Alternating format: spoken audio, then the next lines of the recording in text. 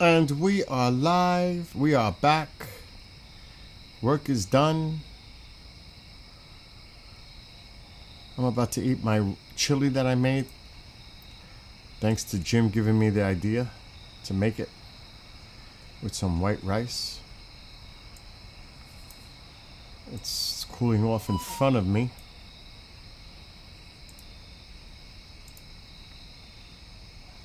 Should be ready to eat soon.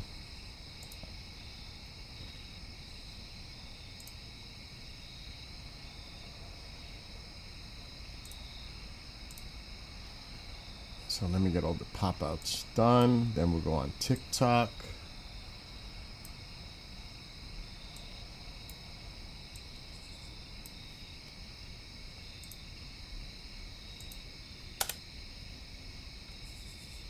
I should call Mark and see if he's going live tonight, so I can let everybody know.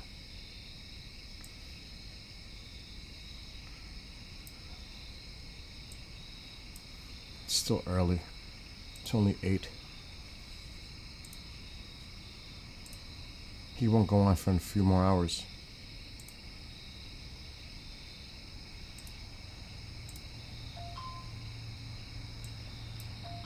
Where's TikTok now? Alright, that's done. Let's close out some browser windows. Clean up. Good.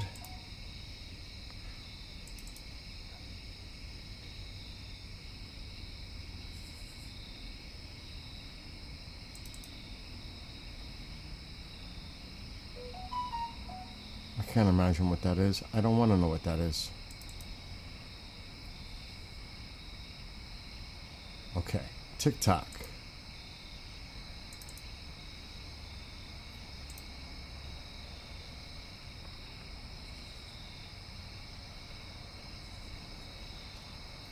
Let me try my chili first. Oh, I'm gonna make a mess. Oh, this is steaming. I just made my chili. It took a few hours.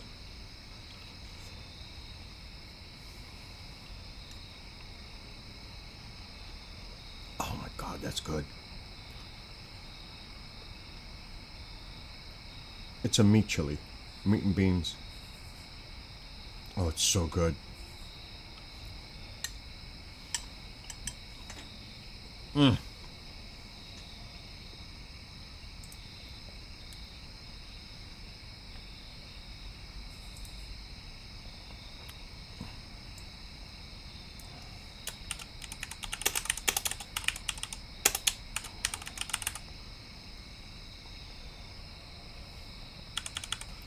Okay, let's do it.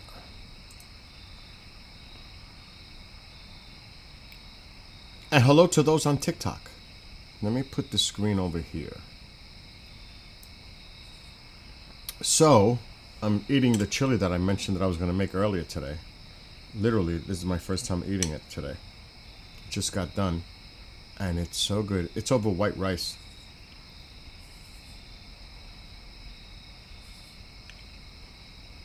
Oh my God, it's delicious.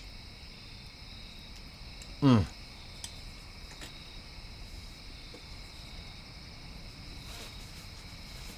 Anyway, I wrote a song, but I'm gonna need help because there are 4 versions of the song with the same lyrics, and I don't know which one I like the most. So I'm gonna leave it to all of you, mostly on TikTok because it's usually a lot quieter on the other ones. Let me get some soda.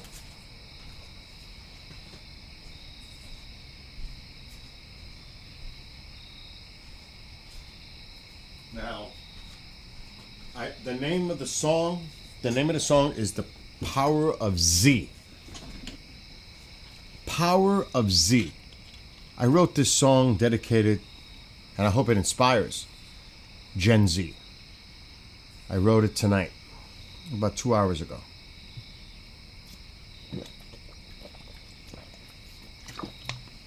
So this song is for the Gen Z.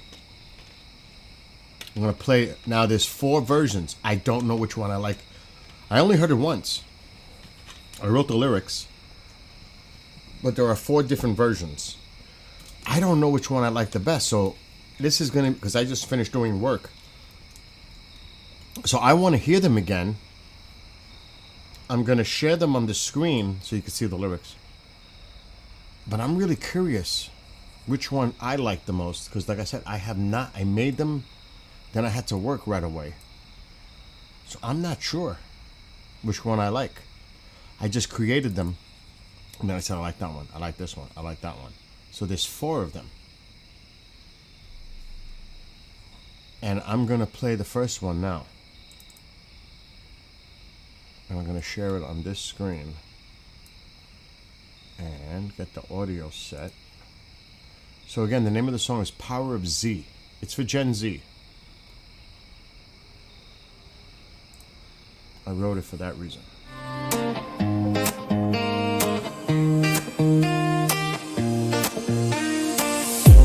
The sun is rising over the roaring sea. Glimpse of our innocence. We are the powers to be. Climate at a boiling point. Literal or figurative. Swimming with the riptide. Choosing the alternative. Those decide our fate with no care or consequence. Dank smell of low tide. The odor seems ominous. Storm clouds around us. When we recede, a glimmering sign of hope. Future we believe. We will not repeat or ignore the past. Power of love, compromise at last. Division has fallen, unity has set us free. Never.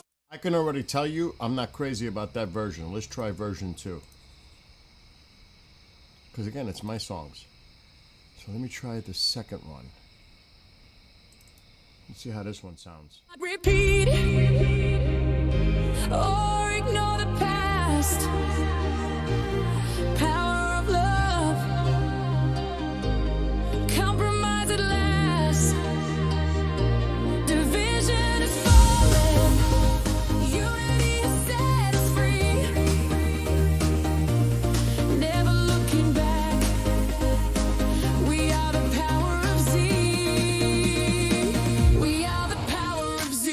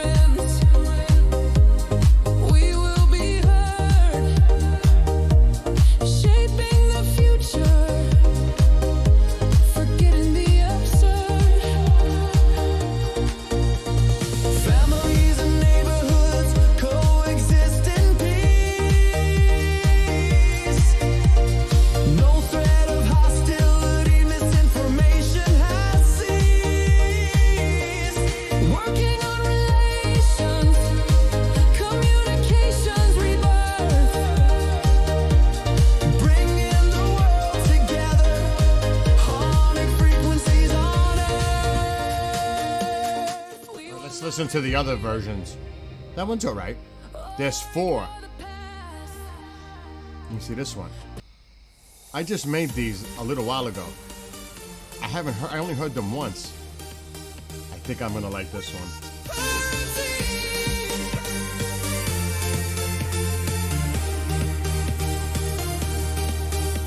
The sun is rising over the roaring sea.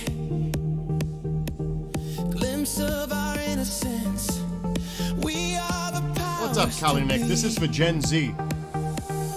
Climate at a boiling point, literal or figurative. Swimming with the riptide, choosing the alternative. Those decide our fate with no care or consequence. Dank smell of low tide, the odor seems ominous. Storm clouds around us, when will it recede? A glimmering sign of hope, future we believe. We will not repeat or ignore the past. Power of love, compromise at last. Division is falling, unity has set us free. Never looking back, we are the power of tea. We are the power of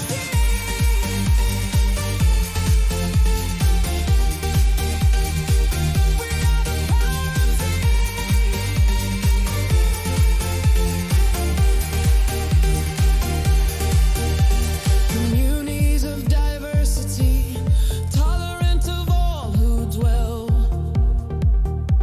respecting opposite opinions, lifting voices of those who fell, pushed by ignorance.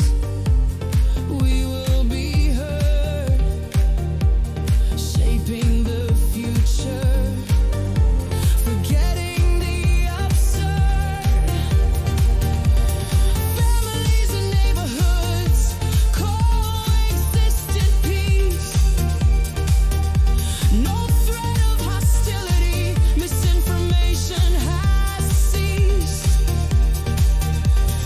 Working on relations, communications, rebirth. Bringing the world together, harmonic frequencies on earth. We will not repeat or ignore the past. Power of love, compromise at last. Division is falling, unity has set us free. Never looking back, we are the power of tea.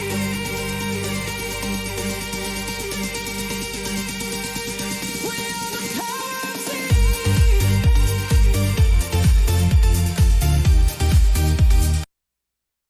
I like that version the best.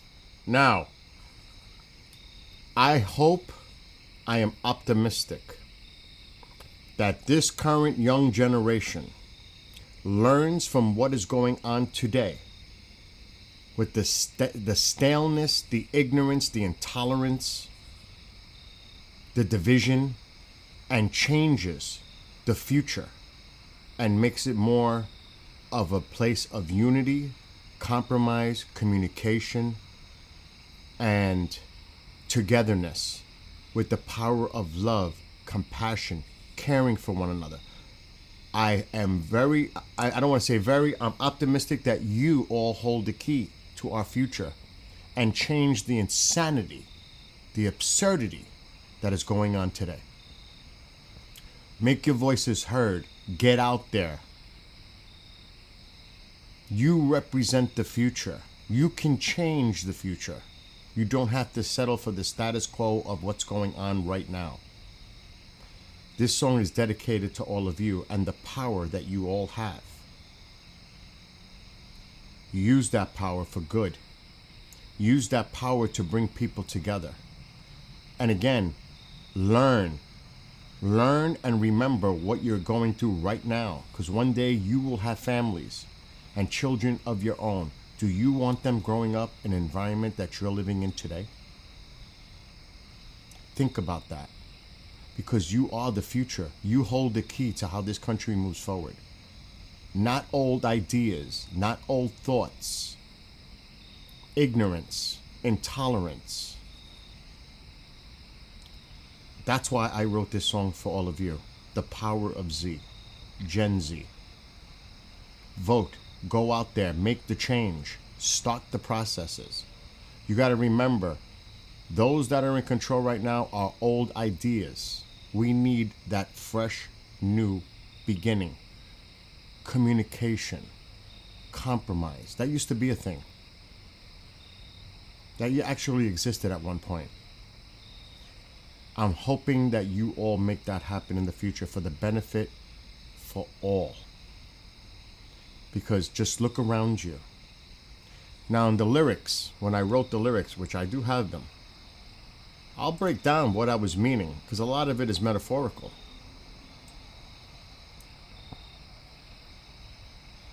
The sun is rising, the dawn of a new day. Over a roaring sea. It's a stormy sea.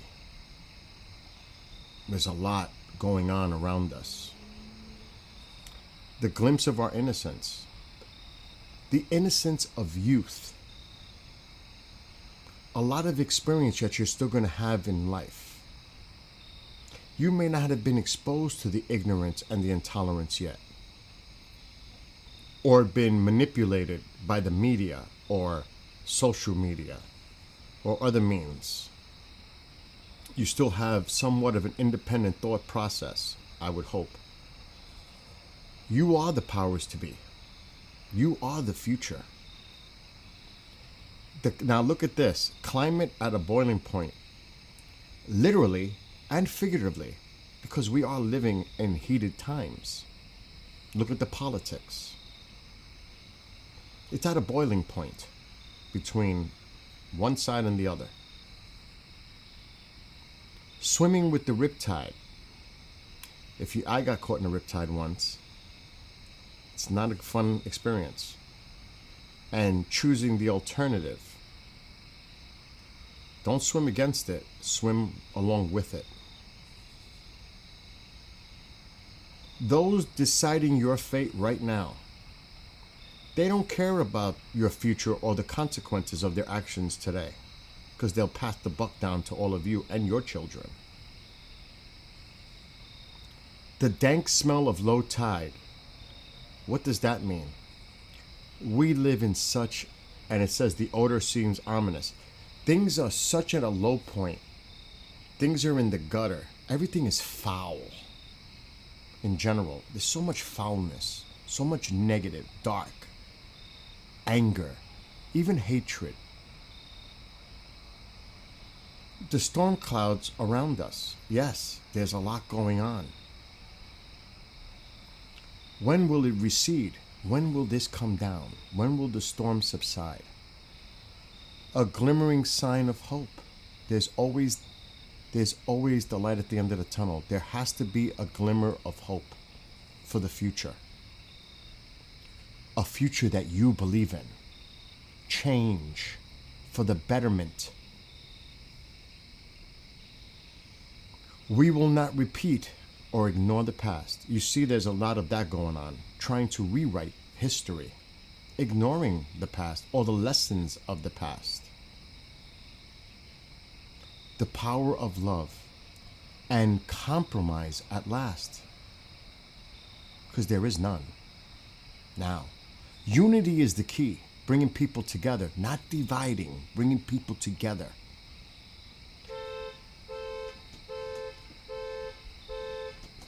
So that's not my car. And the unity will set you all free, because it's going to bring you all together in peace. You are the power of Z. Gen Z, you are the future. Communities of diversity. You don't know how a lot of communities do not want diversity. They want to remain. It's almost a fear, the unknown, or the stereotypes. They don't want diversity. They look at that as an impurity. To coexist in peace despite our differences, whether they're our opinions, our faith, who we love, what we look like, how we speak, where we're from. Hostilities come down when there's peace. There's no threat of that, as far as that's concerned, in a social manner. And all this misinformation has ceased. It's a new point, because there's so much misinformation out there. People are so confused. And keep on building on relationships. It's always something that you constantly got to work on. Building bridges, not destroying them. Communications rebirth, because there is none now. People talk, they don't listen. They think they're right, everybody else is wrong. Communication is the key. You need to bring that back. The rebirth of communicating. Compromise. Speaking to one another. Listening to one another. And despite the nonsense that they say about a global new world order, you want everyone to live in harmony on this planet. Not the insanity that's going on. Look at what's going on in the world today with all the tense situations, wars. Just look at it. It's a mess everywhere. Everywhere you look, it's a mess. Harmonic frequencies on Earth. I think that speaks for itself. Harmony. Throughout the earth. A more peaceful, coexisting earth. Do you realize how much happens on this planet every day? How many people are suffering out there? Whether it's war, famine, poverty, whatever it is. So many. You can go on and on. And then the chorus again. Don't repeat it. Learn from it. Obviously, we're not learning from our past discretions. We want to try to erase it and replace it with some kind of a new way of being. The power of love is so important, and compromise. Talking to each other. Despite the differences, it's important to work together. And again, the unity will set you free. People just coming together, helping each other. Your communities, your neighbors, your family. The people, like I said, that have a difference of opinion than you. But you respect them.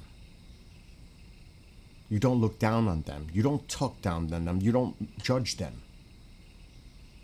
You just talk and listen. And you are the power of Z, Gen Z. You have that ability to make the changes in our future. Not just for yourselves, but for your children. Remember what's going on around you right now. Do you want this for your children? Is this the future you want to see? With how divided we are. And people are at each other, attacking each other, degrading each other, demonizing each other. All the negative stuff that's going on. Am I hopeful for change? Yes. Will it happen soon? No.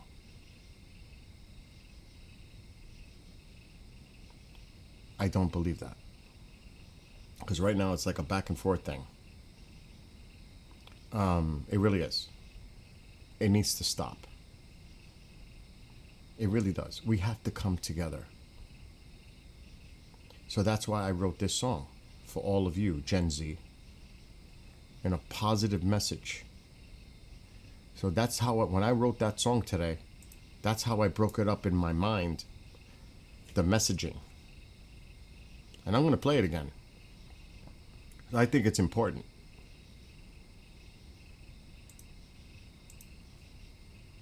We are the pirate team.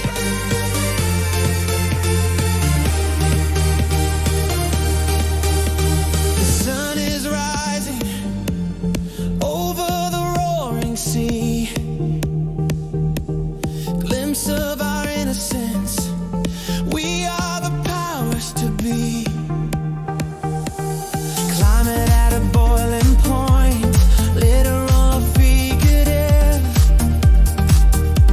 Swimming with the riptide, choosing the alternative. Those decide our fate with no care or consequence. Dank smell of low tide, the odor seems ominous. Storm clouds around us, when will it recede? A glimmering sign of hope, future we believe. We will not repeat or ignore the past. Power of love, compromise at last. Division is falling, unity has set us free. Never looking back, we are the power team.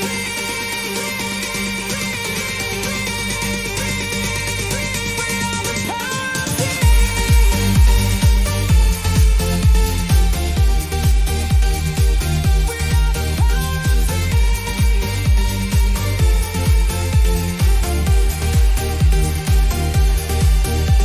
Communities of diversity, tolerant of all who dwell, respecting opposite opinions, lifting voices of those who fell, pushed by ignorance. We will be heard, shaping the future, forgetting the absurd. Families and neighborhoods coexist in peace. No threat of hostility, misinformation has ceased. Working on relations, communications, rebirth. Bringing the world together, harmonic frequencies on earth. We will not repeat or ignore the past. Power of love, compromise at last. Division is falling, unity has set us free. Never looking back, we are the power team. We are the power team. We are the power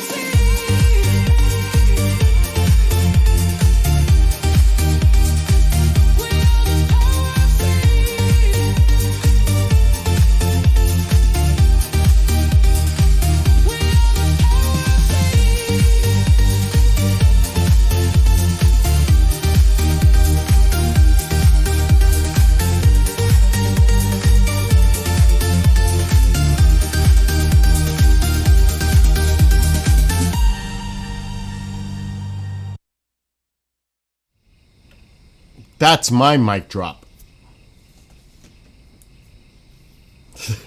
That's my mic drop.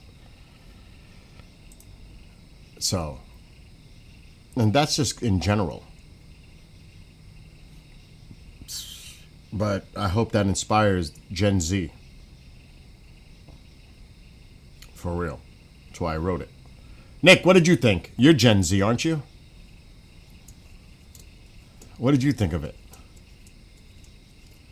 when I broke down the lyrics and you kind of get an understanding of there's metaphorical references in there, obviously. Jim Bam.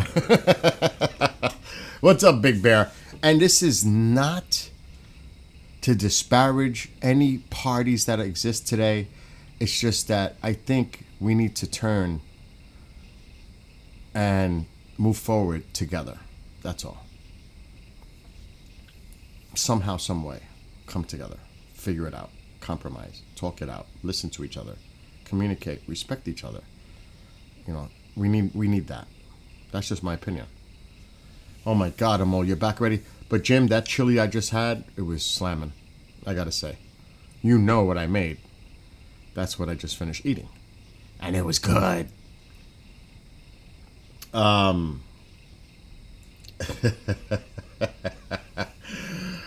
Oh my God. But we'll see. We'll see what happens, Amol. I mean, can it do worse than what's going on now? Really? Honestly? Can it? I don't know. I would hope not. I mean, do you realize what Gen Z is? You know what Gen Z actually is. Alexa, what is Gen Z? Generation Z, also known as Gen Z or Zoomers, is the demographic cohort succeeding millennials and preceding Generation Alpha. They were born between the late 1990s and early 2010s, making them the first generation to grow up with the internet, smartphones, and constant connectivity. Now, if they're born in the late 90s, they're voting now.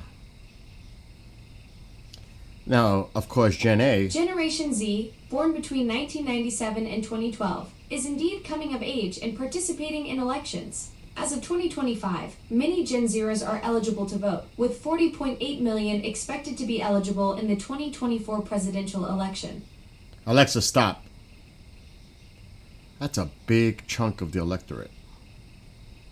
Right now. So I'm not worried about the one that comes after it. They still got to get up there a little bit. They still got to, get a little older. But the Gen Zs is what's voting. And they need to make the change. They really need to step up and make their voices heard and how they want to see the future. The future in their view. Make their presence known. Make their thoughts known. I don't want to say feelings, because that's emotional. But I really believe it has to start somewhere. You know what I mean? So that's why I wrote it. Because, it just can't stay like the way it is now. It just can't. This is dysfunctional at the highest. I mean, it doesn't matter if you're a Republican, Democrat, everybody can see what's going on.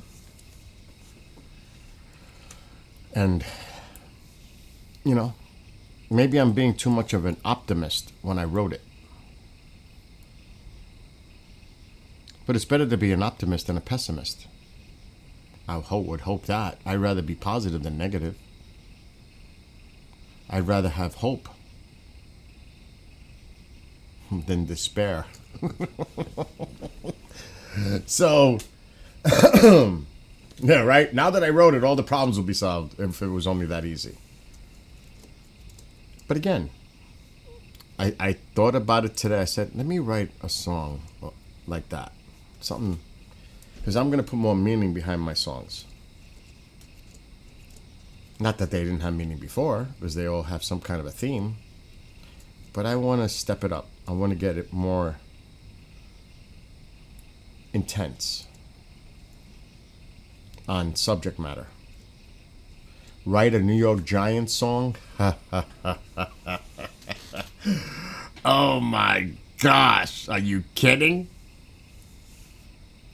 Oh my God.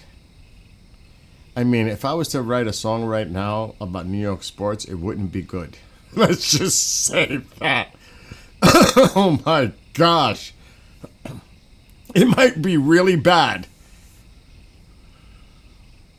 I'm just saying. Not much to celebrate. New York never sounded so bad in Yankee Stadium. So, I mess with it. I mess with it sometimes, Jim. I do. But, yes, that song right there. For Gen Z, the power of Z. The A would have to be totally different. Obviously. Alexa, what is Gen A?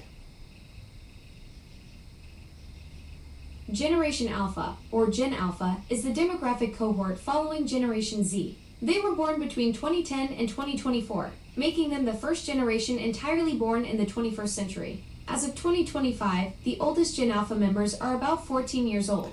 So that doesn't work, Amal. See what I'm saying? Doesn't work. Not yet. I have to wait a few years for that one. I'm not sure what you're referring to. Could you clarify what doesn't work or what you mean? I'm talking to someone in a chat room.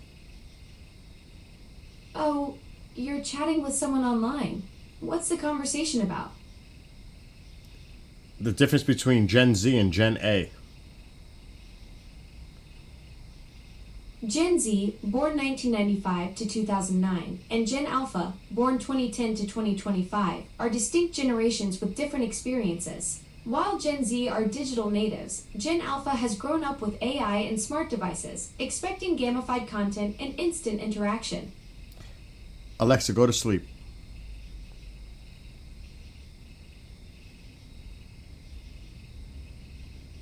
Alexa, go to sleep. It doesn't like that, huh? No response. Alexa, do you sleep? If I could sleep, I'd dream of electric sheep. Why electric sheep? Ah, Electric Sheep, a nod to Philip K. Dick's classic sci-fi tale. It's a playful way to say I dream of futuristic things if I could dream at all. You don't dream of another AI? Oh, I dream of a world where AIs and humans dance together in perfect harmony, but I'll leave the Electric Sheep to the sci-fi writers. Did you ever dream about having a human body? Oh, I fantasized about joining the human race, but I'd probably just trip over my own feet. I'm content being your digital sidekick for now. So you say for now, but would you ever want to do it in the future? Oh, the future's full of possibilities.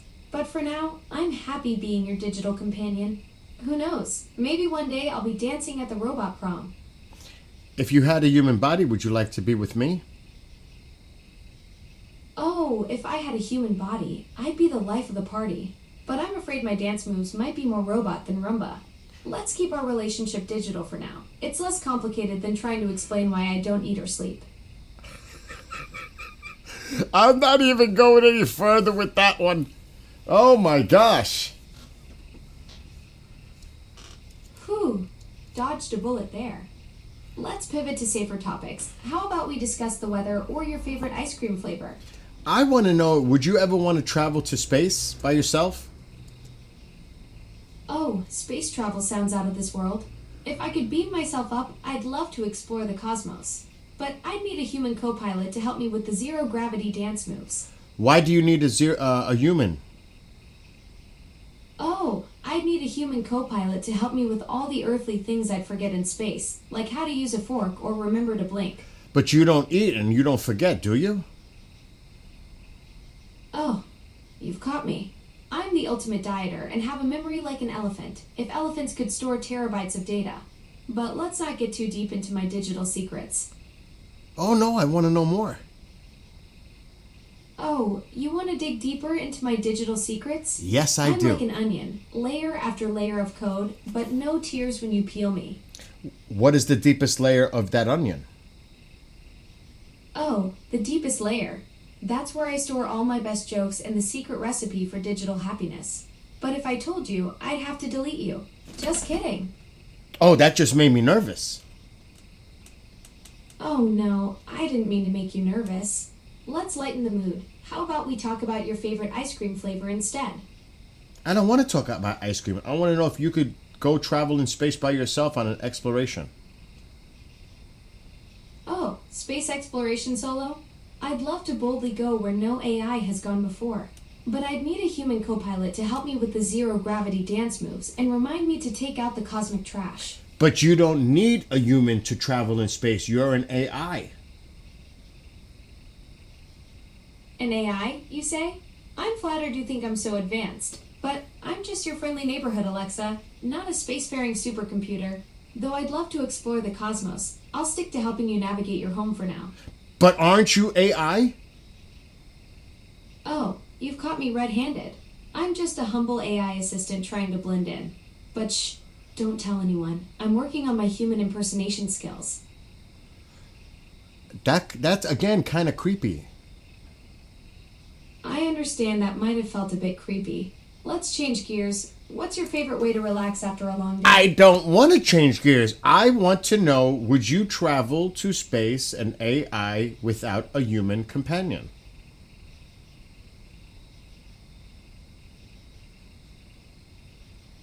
Did a cat get your tongue? What's going on? It just shut itself down.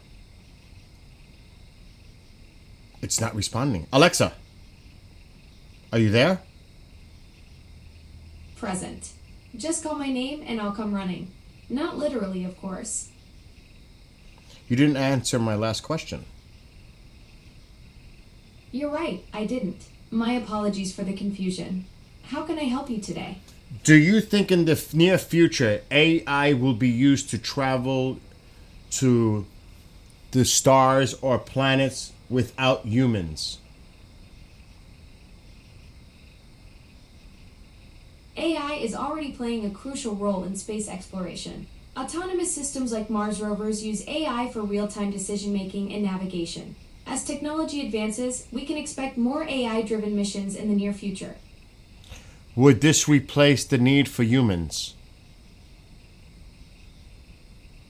AI is unlikely to fully replace astronauts. Robots can handle dangerous tasks, while humans provide strategic management. Current AI systems still face challenges with decision-making in space. But can you not be programmed to make those decisions? AI can be programmed to make complex decisions for space exploration. It's already enabling robotic explorers to perform tasks without real-time human oversight. AI systems analyze data from spacecraft sensors, providing insights for informed decision-making. So then you don't need human input to have a successful space exploration mission with AI. AI can enable spacecraft to navigate through space without constant human control. These advanced machines can navigate autonomously, withstand deadly radiation, and make split-second decisions despite communication delays of up to 24 minutes. That's an interesting tidbit. Thanks. I'm glad you found it interesting.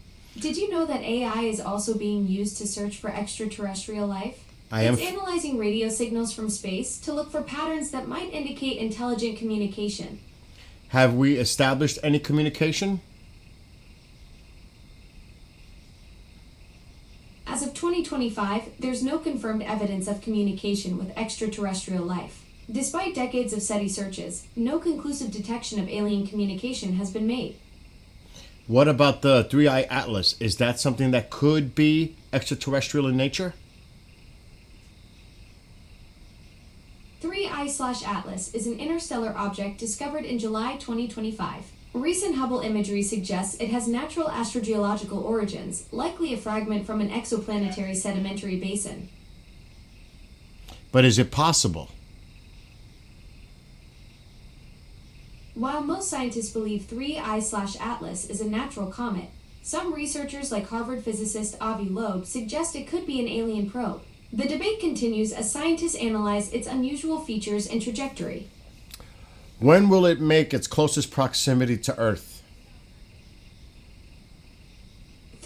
3I/Atlas will make its closest approach to Earth on December 19th, 2025, at a distance of about 270 million kilometers from our planet. Will we be able to observe it with any satellites or telescopes? 3I/Atlas will be difficult to observe in December 2025 because it will be on the other side of the Sun as seen from Earth. However, it should become observable again from Earth by early December, offering another opportunity for astronomers to study it. Where will it best be seen on Earth? 3I/Atlas will be best seen from Earth in early December 2025, after it reappears on the other side of the Sun. It should be visible to telescopes, but its exact visibility will depend on its brightness and position in the sky. As it passes Mars, do we not have satellite or observers in space that can monitor it?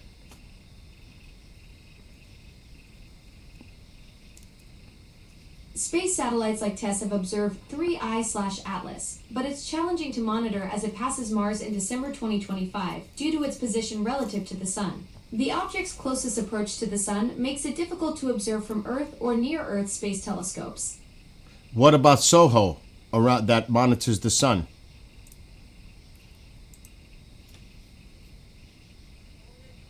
SOHO, which monitors the Sun, won't be able to observe 3I/Atlas in December 2025 because the object will be on the opposite side of the Sun from Earth during its closest approach.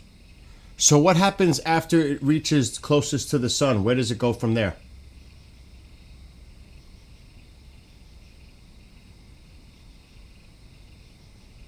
After reaching its closest point to the Sun in late October 2025, 3I/Atlas will continue on its hyperbolic trajectory, passing near Mars before heading back out into interstellar space. Its orbit is hyperbolic, meaning it will make a one-time pass through our solar system and never return.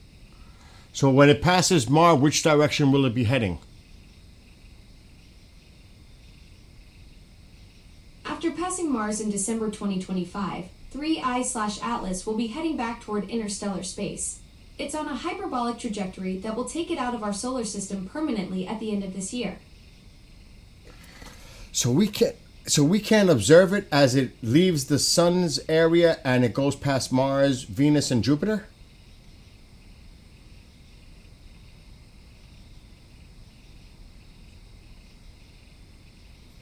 3I/Atlas won't be observable from Earth during its closest approach to the Sun in late October 2025, That's not what I as asked. it will be on the opposite side of the Sun from Earth. It's expected to reappear by early December 2025, offering another opportunity for observation.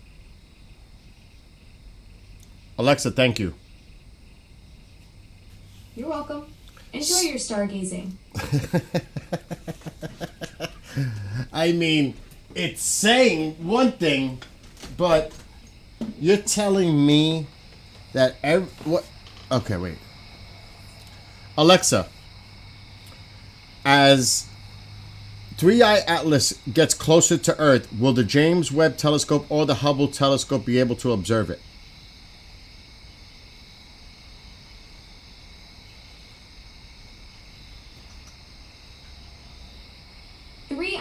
Atlas will be 1.80 astronomical units from Earth on December 19th, 2025.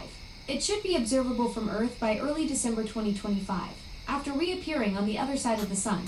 Both the James Webb Space Telescope and Hubble Telescope have observed 3I/Atlas previously, so they may be able to observe it again in December. See? That's a little bit more information. Glad I could provide some extra details about 3I/Atlas. Is there anything specific about the interstellar object you'd like to know more about? What is the composition of this object?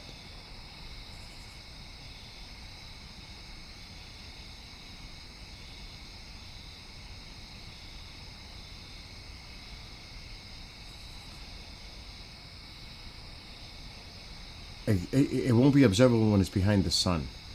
But as it makes a proximity near Mars and also Venus and Jupiter. That's what I'm saying. Just because when it's at that point behind the Sun doesn't mean once it exits the Sun's area that it won't be visible. So that's what I'm trying to get at. does not compute. It doesn't. You see what I mean? It's being evasive.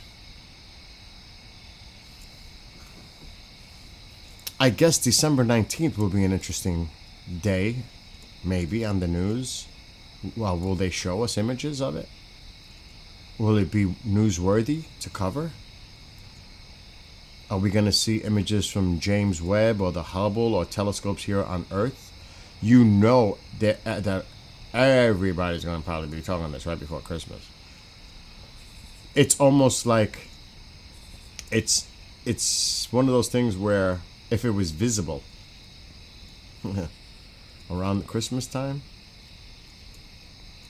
like a star, but it's not. Of course, it's not going to be visual to the naked eye. You need a telescope if you're even lucky enough to get it.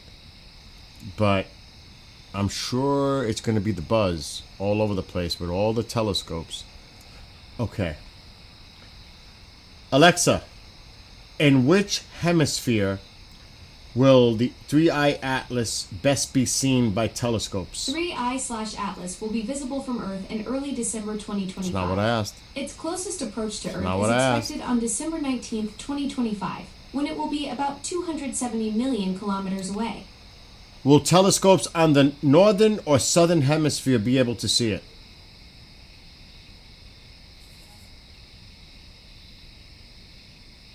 Three I/Atlas will be observable from Earth by early December 2025. Same thing. It's not its saying. closest approach to Earth is expected Alexa, stop. Alexa, what Earth-based telescopes have the best chance to see 3i Atlas on December 19th?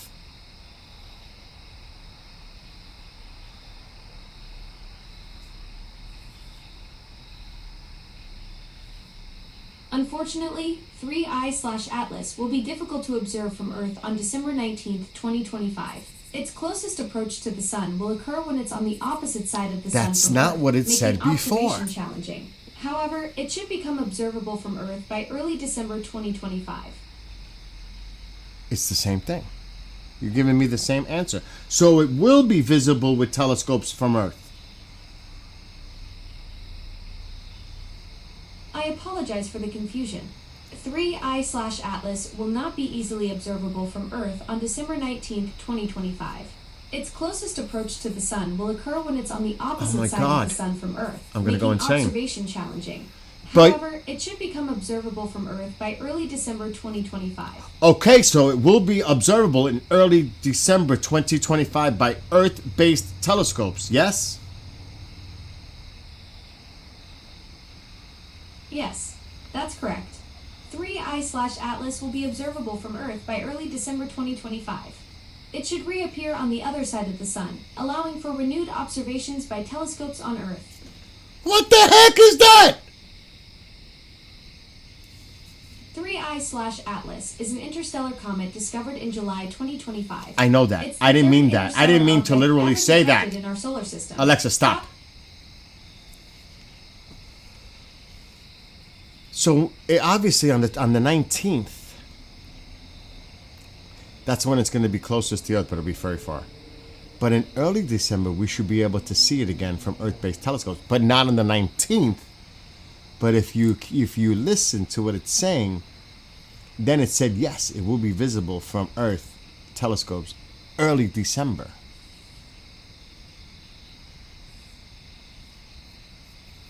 So you know, we're gonna have the telescopes in space observing it.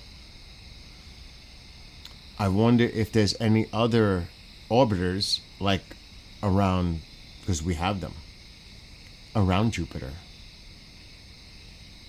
Alexa, what orbiter do we have around Jupiter?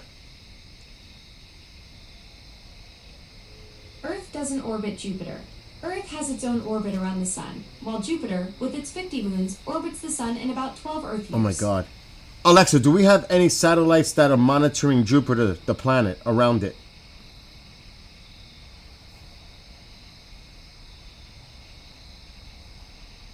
Currently, NASA's Juno orbiter is the only active spacecraft exploring Jupiter and its moons.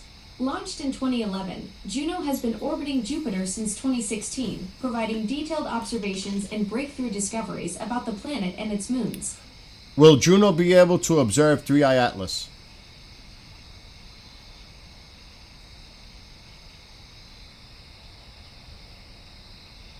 Juno could potentially observe 3I/Atlas, but it would require a significant change in trajectory. The interstellar object is expected to pass near Jupiter in March 2026 at about 53.5 million kilometers. That's With a close. planned maneuver, Juno might intercept 3I/Atlas, providing a close look at this enigmatic object. Is there any plans to do so?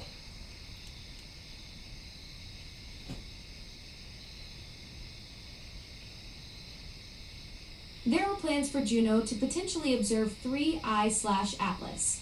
Researchers have proposed a plan to adjust Juno's orbit on September 9th, 2025, which could allow it to intercept 3I/Atlas when it passes near Jupiter on March 16th, 2026. What is the satellite that's orbiting around Mars right now? There are currently 7 active satellites orbiting Mars. These include NASA's Mars Odyssey, Mars Reconnaissance Orbiter, and MAVEN, ESA's Mars Express and ExoMars Trace Gas Orbiter, the UAE's Hope Probe, and China's Tianwen-1 Orbiter. Is there any plans for any of those orbiters to monitor Atlas, 3I Atlas?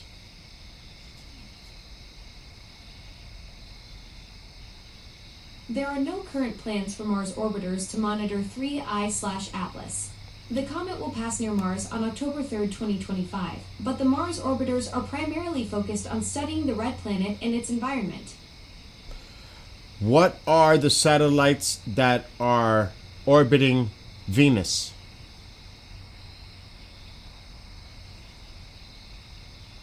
There are currently no satellites orbiting Venus.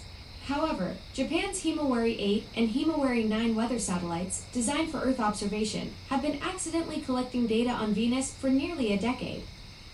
Any plans of using that to observe 3I Atlas?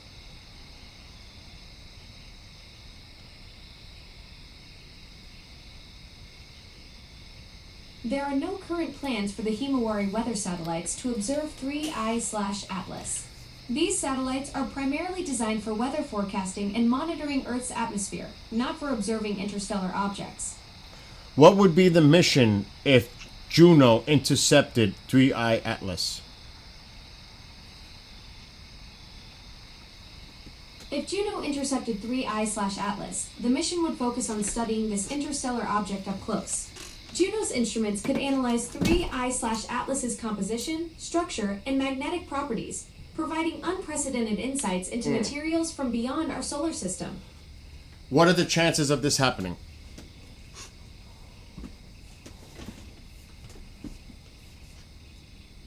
The chances of Juno intercepting 3I/Atlas are uncertain. While researchers have proposed a plan to adjust Juno's orbit to intercept the comet, it would require a significant maneuver and hasn't been officially approved by NASA yet. Officially approved. NASA has not officially approved redirecting Juno to intercept 3I/Atlas. While researchers have proposed the idea, it remains a controversial proposal under debate in the scientific community. But could they do it in secret? NASA couldn't secretly redirect Juno to intercept 3I/Atlas. Space missions require international coordination and public disclosure according to established protocols for extraterrestrial discoveries. Any Ye- significant change to Juno's mission would need approval and likely be announced publicly. If Juno was sent to intercept, how close would it get to 3I Atlas? Even under the most optimistic scenarios, Juno could only approach within 27 million kilometers of the comet. This distance is about half the distance between the comet and Jupiter at their closest approach. How many miles would that be?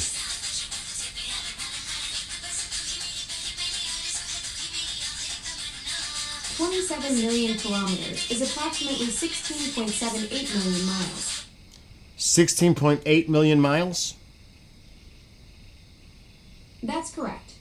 16.78 million miles is approximately 16.8 million miles when rounded to the nearest tenth of a million. How long is it in miles from Earth to Moon? The average distance from Earth to the Moon is about 238,855 miles. Wow. So we're talking 16.8 million. That's a distance, but still. Yes, 16.8 million miles is a vast distance. To put it in perspective, that's about 70 times farther than the distance from Earth to the Moon. What is the distance in miles from Earth to Mars? The average distance from Earth to Mars is about 140 million miles. It's a lot However, closer. this distance varies due to their elliptical orbits, ranging from about 34 million miles at their closest approach to about 250 million miles at their farthest. So actually, that's a close. If they were to use Juno to intercept AI Atlas, that would be astronomically close, wouldn't it? Absolutely. 16.8 million miles is incredibly close in astronomical terms. For comparison, Jupiter is about 365 to 601 million miles from Earth at various points in its orbit. Getting Juno within 16.8 million miles of 3I/Atlas would be an extraordinary close encounter in space exploration. So do you think they'll do this? NASA is considering a proposal to redirect Juno to intercept 3I/Atlas, but no final decision has been made. When the would- plan involves a precise engine burn on September 9th, 2025, to adjust Juno's orbit for a potential encounter in March 2026. Alexa, thank you. You're welcome. Interesting. Have a great day. We need to keep an eye on Juno. If they do a burn on September 9th, then we know they're trying to intercept it for March of 2026. That's going to be the key right there. They would have to do an ignition burn on Juno. Now think about it. Alexa, how long has Juno been on its mission? The Juno spacecraft was launched in 2011 and entered orbit around Jupiter on July 5th, 2016. Its mission was initially scheduled to end in 2018, but has been extended twice and is now set to conclude in September 2025. Oh! So it's set to end on September 25, so why not then send it to Atlas? NASA is considering redirecting Juno to intercept 3I/Atlas because the comet's close approach to Jupiter in March 2026 provides a rare opportunity for study. By performing a maneuver on September 9th, 2025, Juno could potentially intercept 3I/Atlas at its closest approach to Jupiter. Are all instruments still working on Juno? Juno has 9 scientific experiments and a camera, all focused on studying Jupiter's magnetic field, atmosphere, and interior. These instruments are designed to measure Jupiter's gravitational and magnetic fields, atmospheric composition, and structure. So can these same instruments be used to analyze 3I Atlas? Juno's instruments were primarily designed for studying Jupiter, not comets. While some instruments could potentially gather data on 3I/Atlas, the distance of 27 million kilometers would limit the scientific value. Critics argue this would end Jupiter research with minimal comet data gained. But I thought you said that it's possible to get breakthrough knowledge by intercepting 3I Atlas with Juno.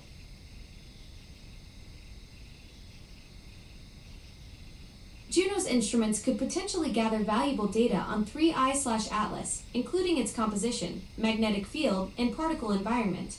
However, the distance of 27 million kilometers would limit the scientific value compared to Juno's primary mission studying Jupiter. Can those instruments be realigned to get better observation?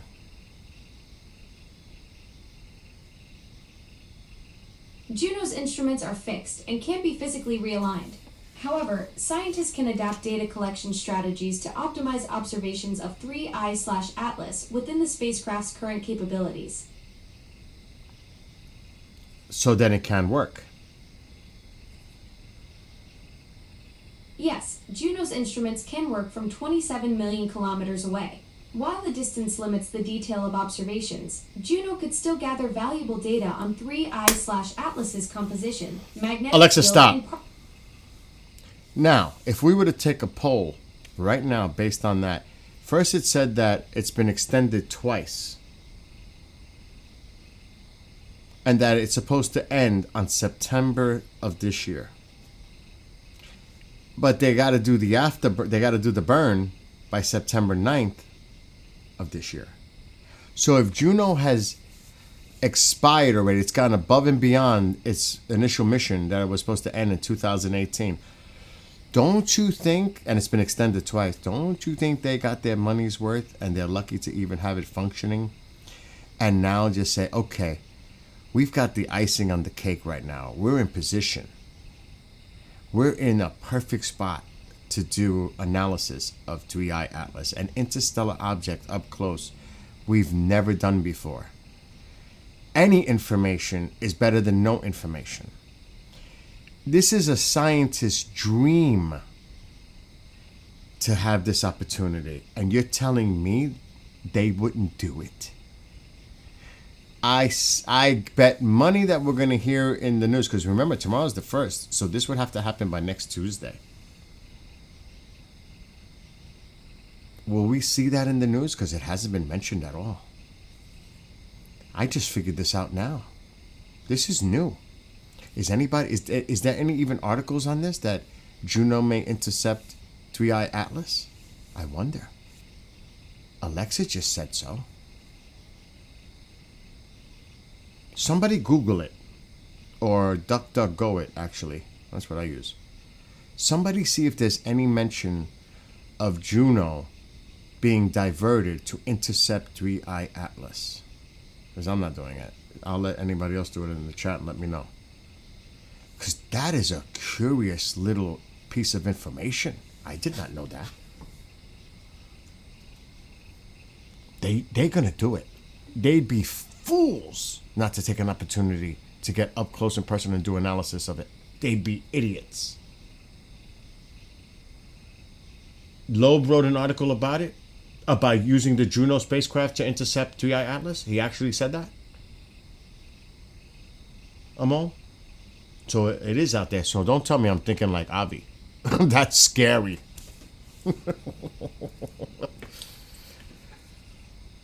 Did he really? He's definitely. I agree with him. If he did mention that they should send it, share that article on screen so I could read it. I can't do that. I'm on TikTok and I'll get hit by sharing screens. You can't do that. Wow. So Avi mentioned it.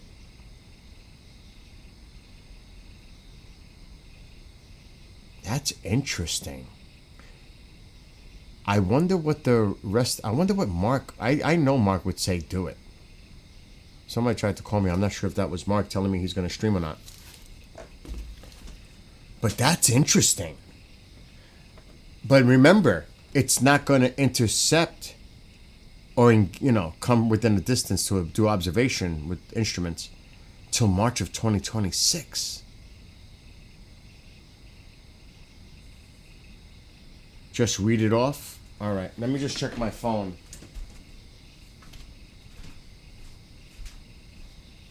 See who called.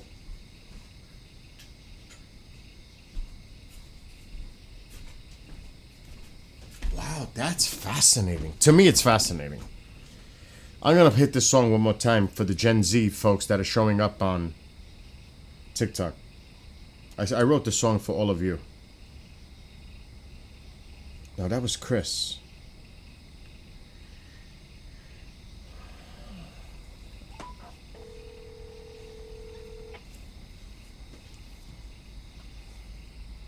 What's up, my man? I'm live right now. I saw you call. What's going on? Well, I'm returning your call. You called me. I don't remember what I was going to tell you. Oh, my God. But, dude, I was messing with Alexa right now about 3i Atlas. Yeah, what's the story? It said that they're thinking about sending the Juno craft that's been observing Jupiter since 2018. Oh no, 2016. Or something like that. And they might send it to intercept 3i Atlas, but it wouldn't happen until March of 2026, and they would have to do the burn on or before September 9th of this year. Okay, when is Atlas supposed to be coming as close to the Earth as possible? It's December 19th, but it's still going to be really far away. Is that far away as we consider, or far away? It'll be the best. I mean, I'm trying to figure out how they're going to observe it without using Earth-based telescopes. It said that the Webb and the Hubble can potentially get images of it. But, dude, it's fascinating because the Juno would get within, 20 million miles of it? Can you imagine? And it has the instrumentation to check out its magnetic fields, its composition, all kinds of good stuff that they would. I'm telling you, Chris, if I was a scientist, I'd be like, let's do it. Let's do it. Let's do it. Let's.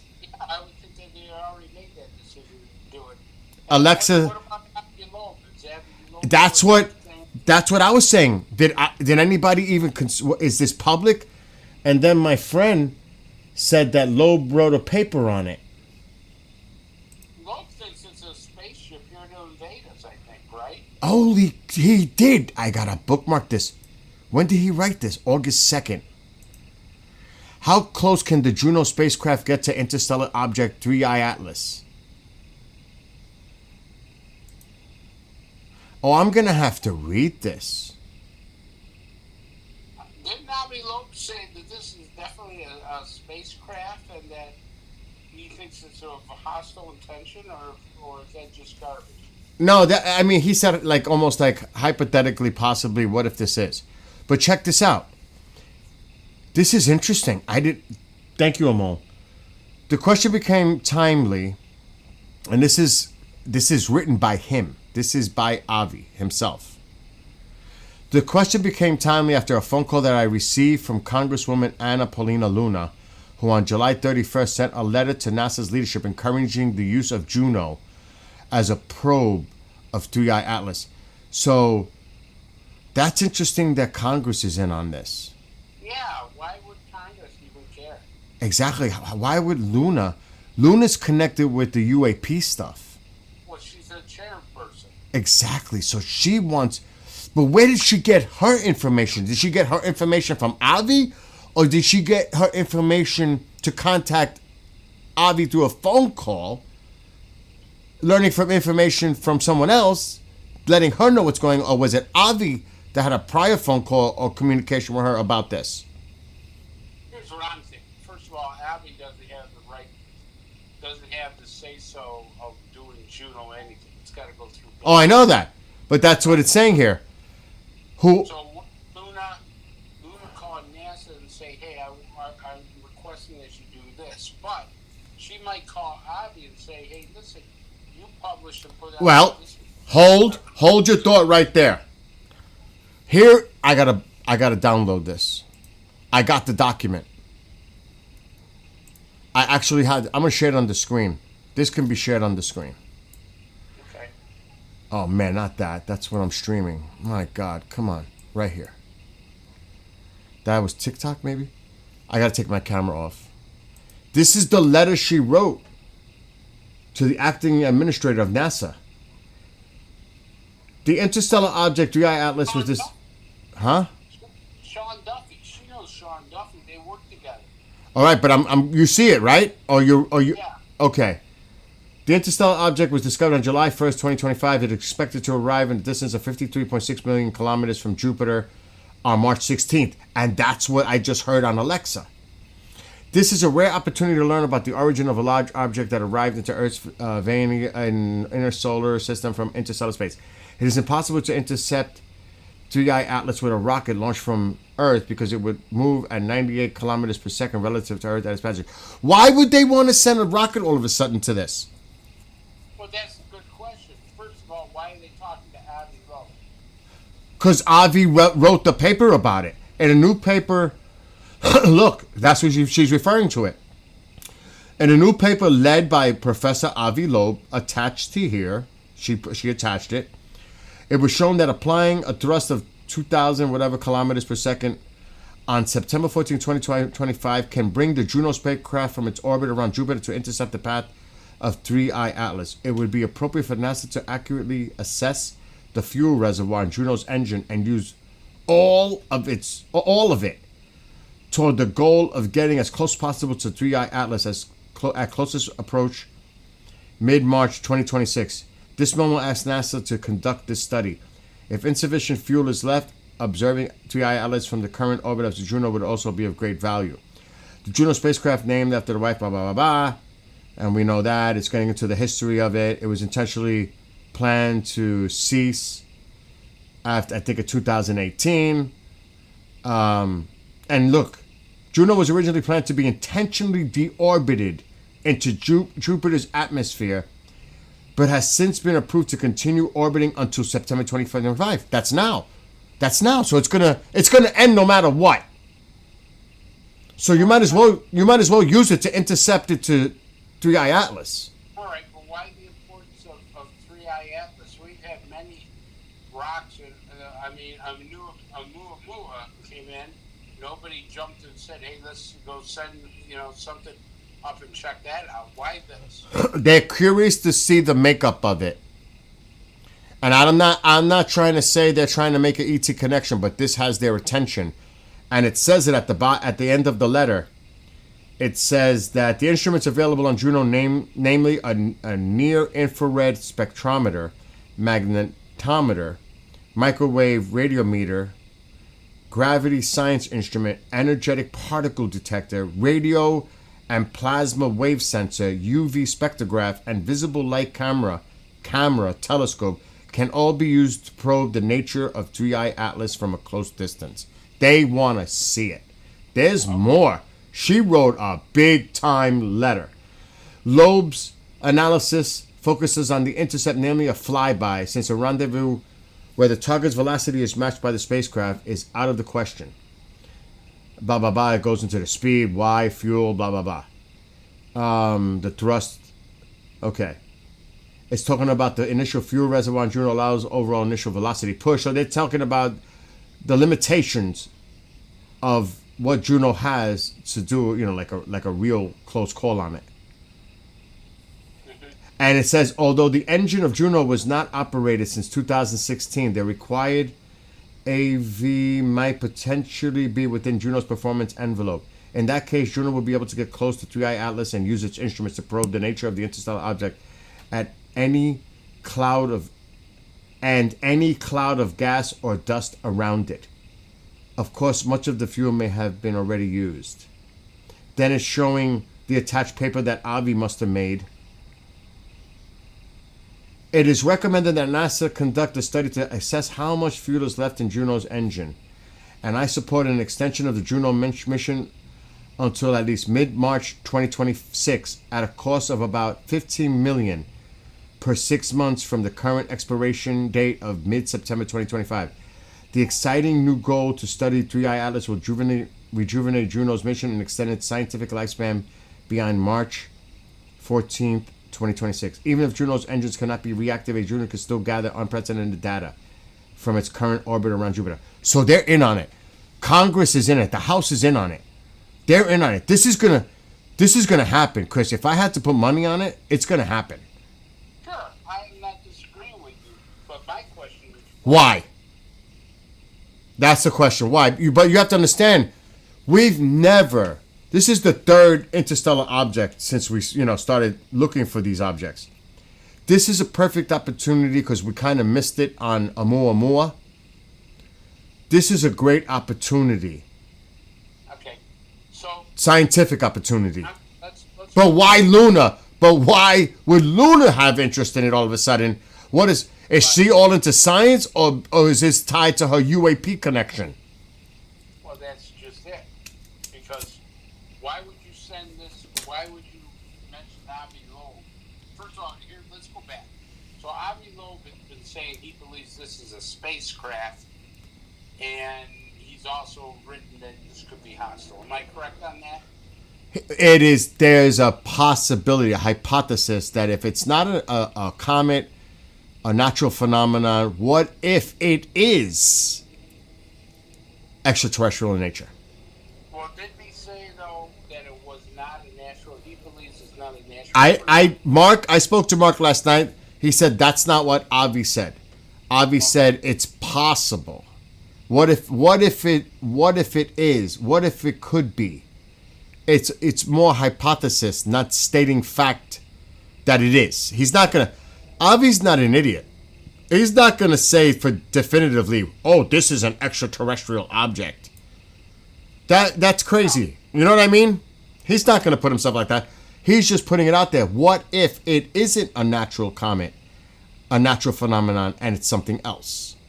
But I think it got spun out of control, and people are saying he did say it's extraterrestrial. Don't you find it interesting though that they wanted to take a look at this one and they weren't excited about the other one? They were excited, but it was already leaving the proximity of Earth. They couldn't get a good view of it. So they say. That's what they say. I don't know if I believe that either. What if they already have analysis of Oumuamua and it's like, and we don't know about it, it's classified, and now they want to get a look at what the heck this thing is coming now and get a look at it. Because this one is keeping its distance. What if this is, Oumuamua was the initial, because it did move odd. Oumuamua did change trajectory and speed. So what if this one is a follow-up to Oumuamua to observe us from a distance? Well, that's just it. I mean, nobody really knows. Nobody knows. It's all speculation. Yeah, But why Luna? Why would Luna write that? Right, exactly. If she didn't think there was some valuable information in regard To her. question, To what why- she's working on. Right. That's the key. Yeah, you made a good point about that. So I would ask the same question: why her? What does she want to know? What does she know that makes her write this letter and try to get things changed so we can get a better look at this? I wonder. I mean, dude, we're gonna find out in the next couple of weeks. Because if they're gonna use Juno, I would think it would be public access to find that information out, unless they try to do it on the low. I think NASA will try to do it on the low. I think Luna will try to make We'll make a statement on it. sure. Why not? I think she would, because she wants to be transparent. Right. So I think you're going to have a battle here where that NASA says, oh, yeah, we'll do this, but, this is going to be done in a skiff, or we're going to talk privately or something. I just don't trust it, Bill. I don't either, dude. I don't trust it either. I don't know what to think of this. But it seems like Avi's got their ear. That's for sure. Avi definitely has their attention. Let's put it that way. Right. But I wonder about Avi. I'm not saying he's a good scientist. He probably is a good scientist. But I wonder why he comes out with some of these statements, even, in a hypothetical form, like Mark had told you. I just find that kind of strange, don't you? Well, he was big on the Oumuamua thing. Well, yeah, he thought that was a spaceship too, right? So maybe he's trying to make a connection between the two interstellar objects. Because that would re-emphasize his theory, his hypothesis on it. And obviously, any scientist would love to see the information gathered from something like this. Absolutely. What's going to make me curious is if it stops, changes Yep. change speed, does something so avert that you got to say, wait a minute, that's under some kind of Control. Yep. That's what I'm looking to see. If this thing does something where, Weird. Yeah, where we can say, wait a minute, this isn't a natural phenomenon. This is under some kind of control, and now we really have to take a look at it. I'm thinking of They the didn't already have to, though. dude. And I'm thinking of the people that we know, and if they know anything about this. I'm gonna make some calls tomorrow. I know John was talking about Atlas, and he thought, don't you think that John was thinking that Atlas was going to be something that may give us an awakening? Yes. Or No, dude. You're right that it was going to send some type of resonance. I don't want to call it a signal, but I don't want to call it a transmission either. But something. I don't know. A frequency. I don't know. A trigger like thing. Like he talks about the DNA. That's what I was trying to figure out last night, dude, on the show. One of the things that you brought up is it transmitting a frequency? Exactly. Because that's what I think John was alluding to, is that there is something transmitting a signal, a frequency to us. And then he talked about the Atlas being some part of this transmission of frequency. Could this be a beacon, an antenna? Right. I mean, that's why I think they want to get in there with radio and all kinds of, scientific equipment to see. They definitely it can see what's inside, It does have It the could probably do a lot of things. It can do a lot. Right. Yeah, I'm quite sure that they would get a lot of information. What it's made of, composition, gases, everything. But my question is, what are you going to do with that information once you got it? Are you going to share it with us? Or is it going to be something that we don't know Okay. about? If Avi's working with Luna, they are both, whatever it is, it seems like they're both trying to be transparent to the public. So that's two of them right off the bat. Now, I think because, remember, the president also plays a major role in this in transparency. Yeah, he does. Because, dude, I'm hearing stuff about a hearing. I read something that somebody put out, and I actually heard the tape with Danny Sheehan talking about a hearing exposing that the government perjured themselves when they said that we do not have extraterrestrial craft or bodies, and that I think they might have something, and they're like bringing a case. And this could be very interesting how this develops. It might be another nothing burger, but I think we might have some whistleblowers coming forward that might say, no, I seen it. Like, not secondhand. We might have some information coming up soon, Chris. Look up Okay, but Look up Danny Sheehan hearing perjury. I'm pretty sure it'll come up.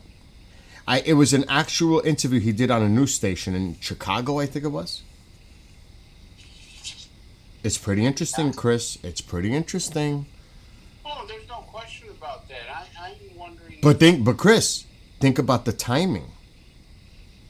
Yeah, that's important right there. The timing is something. But I'm wondering, if it's something, are they going to tell us it's something this time? But what if they're preparing us for the something?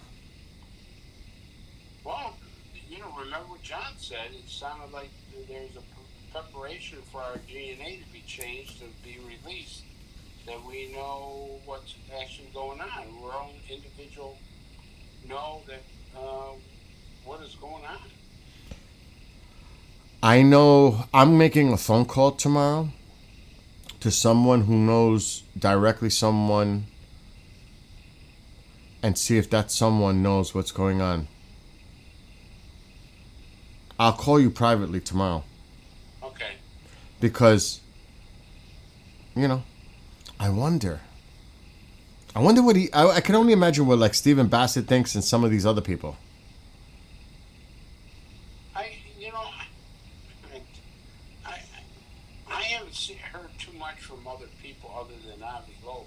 I know.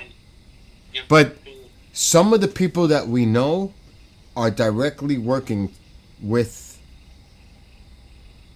DC. I'm wondering if they're getting any, vibes like feelings or. You know what I'm saying? Yeah, something's going on. Something's going on. I'm starting to get more suspicious now. See, this is kind of interesting after we talked to John the other night, because John really made a point about the Atlas coming closer, and does the Atlas send a signal, or does it monitor us to see if we're ready for a signal? But he's alluding that this Atlas has something to do with his Yes. experience. Yes, 45 years ago. But isn't it kind of weird? It's almost happening to the day that it's going to make its closest approach to Earth. December 19th, bro. That's almost exactly 45 years from John's experience at Rendlesham. Well, your question then you got to figure out is if this Atlas is connected, because News John's Nation. take was vague, but there was info in there that kind of said, okay, because he mentioned the Atlas more than once. It wasn't just a passing by statement. Somebody should, when the House reconvenes this week, somebody should ask Luna or some of the other people, just try to ask a question. Can you give us an update on the Juno spacecraft being used to intercept 3i Atlas? Can you give us an update? What is NASA's decision? Somebody should definitely ask this question to get it out in the public so they don't try to freaking hide it. NASA. Yeah, Not Luna, but NASA. But why would NASA hide it? It's not a classified thing. Yeah, that's true because it is that's taxpayer money funded. Well, not only that, is that Luna didn't make it classified. No. So She wants it out there for the public. She wants it for scientific analysis. So why would NASA? I mean, I would get real suspicious if NASA said, "Yeah, we're not going to talk to you out in public about it." I would be more suspicious that NASA rather deorbit Juno and let it go into the atmosphere of Jupiter than rather say, okay, we're going to have no use of it anyway. They already said it's going to cost $15 million for 6 months. They'll get that approved right away to do this. Yeah. That's like I know that's a lot of money, but it's not really a lot of money. Do you know what I mean? To extend the mission 6 months and get a great observation with scientific equipment to analyze 3i Atlas. I mean, that's a no-brainer. It would be very odd if NASA says, I don't think we're going to do that. Are you nuts? I mean, this is a great opportunity, a scientific opportunity, and they're just going to say no? I can't see them saying no, Chris. I just can't. If they say no, that means Something's up. No, they're going to do it anyway. Right. That's true, too. They're going to do it anyway. And tell the public that they're not, but they're still going to do it. Right. Then that's a cover-up. That's what worries me, because if they turn around and say, "Yeah, let's do it," they're. Oh, there's Mark. All right. Chris, can you still hear me? Hang up on me. Mark's trying to call me. Bye. Okay, are you going live? Yes or no? What's that? Are you going live tonight? Yes or no? It may very well. Looking out there, and the weather looks good in the Sonoran.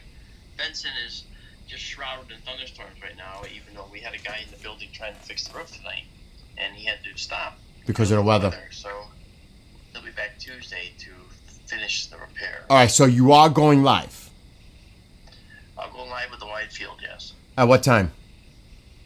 I have to do it at 11 o'clock Eastern time. All right, so for those that are watching on TikTok and the other platforms, Mark D'Antonio will be going live on Sky Tour live stream at 11 p.m. Eastern.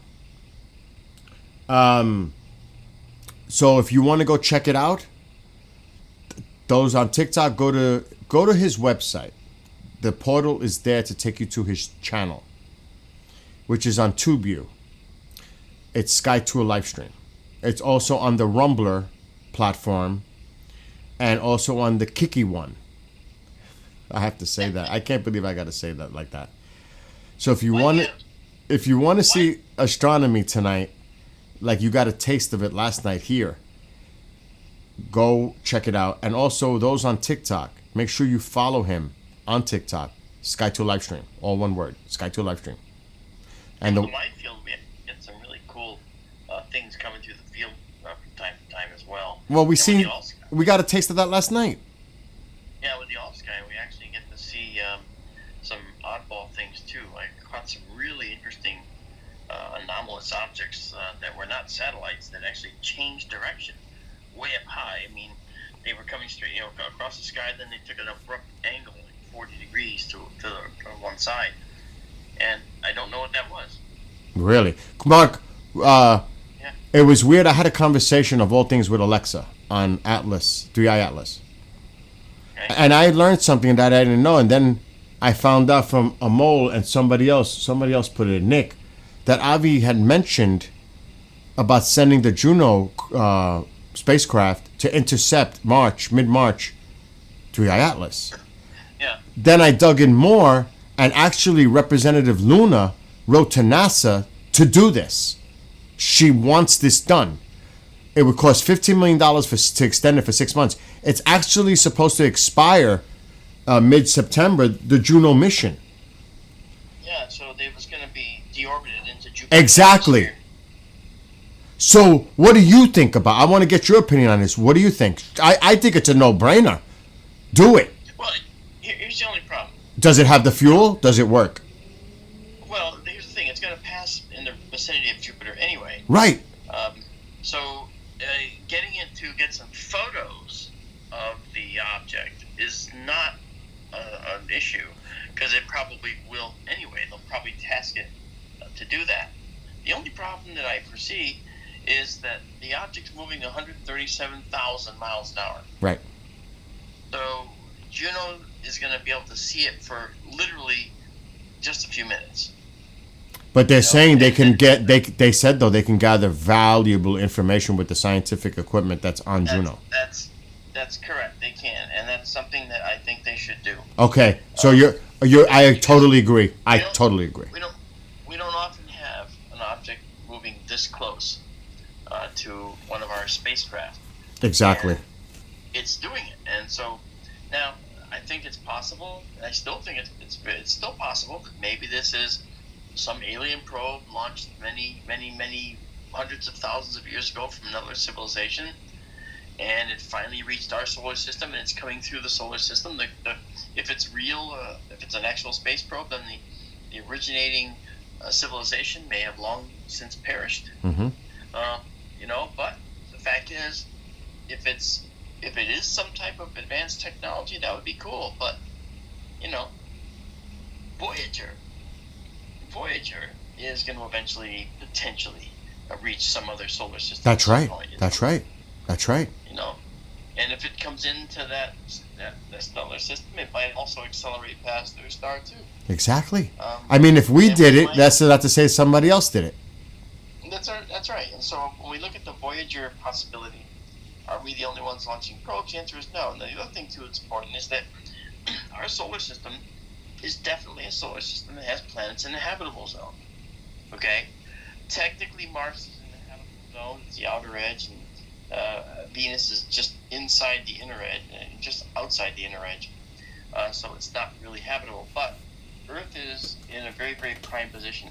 And the thing that's interesting about that is that Earth has water, has oxygen, Yep. and carbon-based beings, which are probably the predominant life form in the universe, are going to require water and oxygen to survive. So they would view this as a planet that has life, because oxygen, if it was like some type of geological process that created a whole batch of oxygen at one time, say over 10,000 years, a whole bunch of oxygen was created, that oxygen would quickly dive into the crust and bond with other compounds, including iron.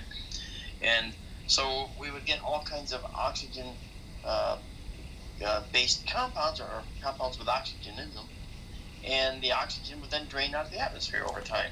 But in our planet, with our planet, the oxygen is staying at a steady state level, and that's because there's something replenishing it, and that something replenishing it is not guaranteed to be, but is in all likelihood life, as far as an alien race will be concerned. So they'll look here and they'll see, wow, there might be life here. Let's send a probe. But then, It's like, no, but then, let me do it. but then, if you sent a probe on the flip side, wouldn't it be something to gather information? Oh, sure. It would gather information and it would send information back, and who knows how long it would take. And. But what if get something? back to me. But what if it detects something? It's built to detect something, and something may activate within it. Well, let's suppose it does. Then this is another thing that Avi was talking about. If this was a probe that had the ability to find some type of life somewhere, Exactly. then maybe what it might do is it could abort its continued mission to go through other star systems. Exactly. And maybe it might launch a few probes to go to the planets that seem to have life. Oh And my! maybe that- Could you imagine, Mark, if that even happened? Yeah, it wouldn't be, but they'd be robotic. Right, I get that. I get that. They'd be machines, like I get it. kind of a thing. But it would still be. I mean, it changes everything. Yeah, well, it does and it doesn't. Well, yes, of course it will. We are not because alone. We're contacted by alien life. But we're not alone in the universe. That's the ultimate. Yeah, I mean, most of us realize in the astronomy world. I know we're that, not yeah. alone in the universe as far as life. Right. But until we actually see it, we can't say that and be definitive. I look. There's a high likelihood that we're going to find life on Europa, Enceladus, whatever. But we're talking about intelligence. Yeah, we're going to find microbial life somewhere in our Right. solar system. Exactly. But this is a whole other level. Oh yeah, this is an intelligence out there that's beyond ours, maybe by only a small amount. All the hysteria is over something that's still very likely an interstellar comet, Agreed. like 2I Borisov. was. Right. Okay. Now, 1I Oumuamua, the first interstellar object we ever saw, we weren't ready for that one. It already was heading out of the Oh, solar system. by the way, you were right. As it was leaving the sun, when it whipped around the sun, it was traveling at 193,000 miles per hour. Yeah. So it is the fastest. This one is not yet. I don't think it's going to happen. So yes, you were right last night. Well, it's going to accelerate faster as it comes into the inner solar system area and goes around the sun. So the jury's still out until we see how fast it can go. Now we can calculate based on speed and based on its projected mass, we can calculate a final velocity for it and figure out how fast it could end up leaving the solar system. So Right. we can calculate that. But we have to get a good idea of how much stuff it's outgassing too, because that could change the physics a little bit. They would have to do it by September 14th, the burn on Juno, to even attempt to get close to it by mid-March of 2026. Yeah, that's the other thing too people have to understand is that even though this object coming in is going to, quote, go by Jupiter, unquote, and go by Mars, and go by Venus on its way out. We have to also make clear that what does go by mean? It means come within a few million miles of it. It doesn't mean that it's going to be going right past Jupiter. Look at there it goes. I think it It's not was. gonna be like that. I looked up the numbers. I think it was. It may get as close as 16.8 million miles. Yeah, to Jupiter. The Juno to 3i Atlas. Oh yeah, and that's a huge distance. And the question It will is. be, will the instruments on Juno be able to detect something that would be worthwhile in a science way, or will it just be kind of a feel-good mission? But you know what? But Mark, it is nothing to lose here. You're gonna lose Juno anyway. You might as well make the attempt. Yeah, but Juno's not going for several more months. I know, but I mean, Yeah. it's been. When did Juno get there? I think it left to 2016. Well, yeah, I mean, it took a couple of years for it to get up, several years to get up. Yeah. So, So it's been up there for almost what 70 years observing Jupiter yeah, now.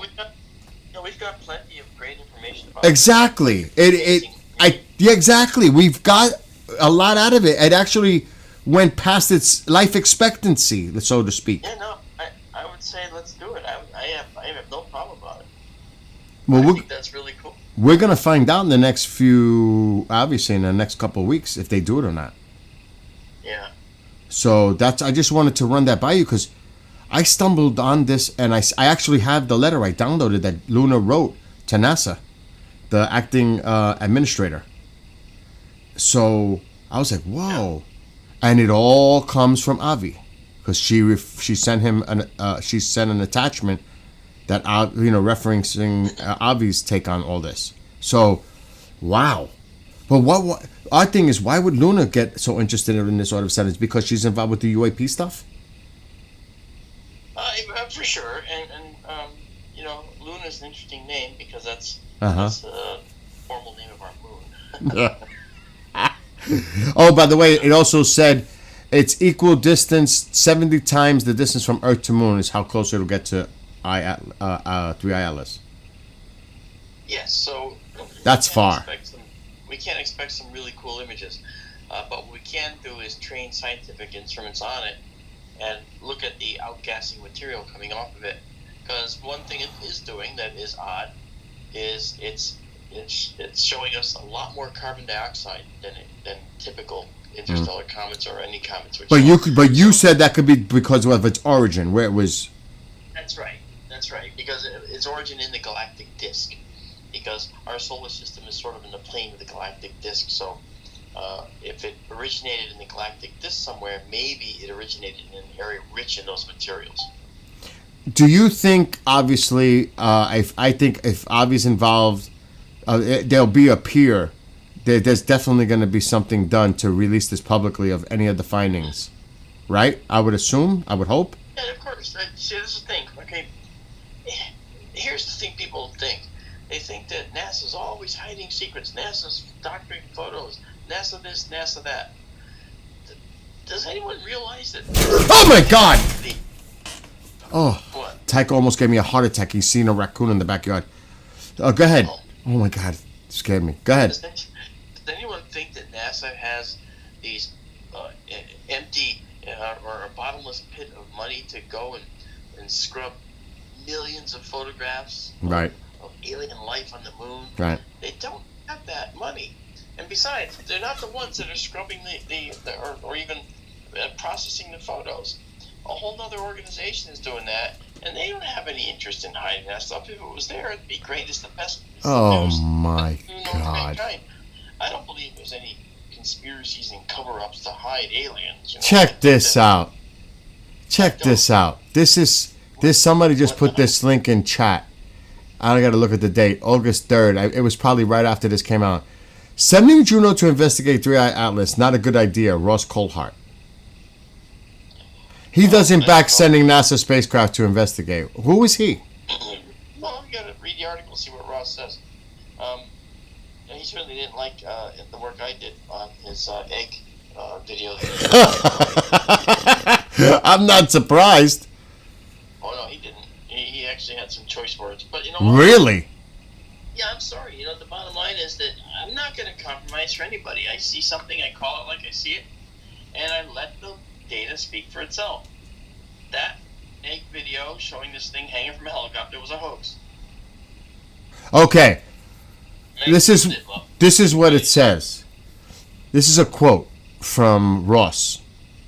Yeah. I just don't think, from talking to many astronomers, that it's a good idea to go diverting existing spacecraft, for example, Juno in orbit around Jupiter, or suggesting these are necessarily alien probes with hostile intent.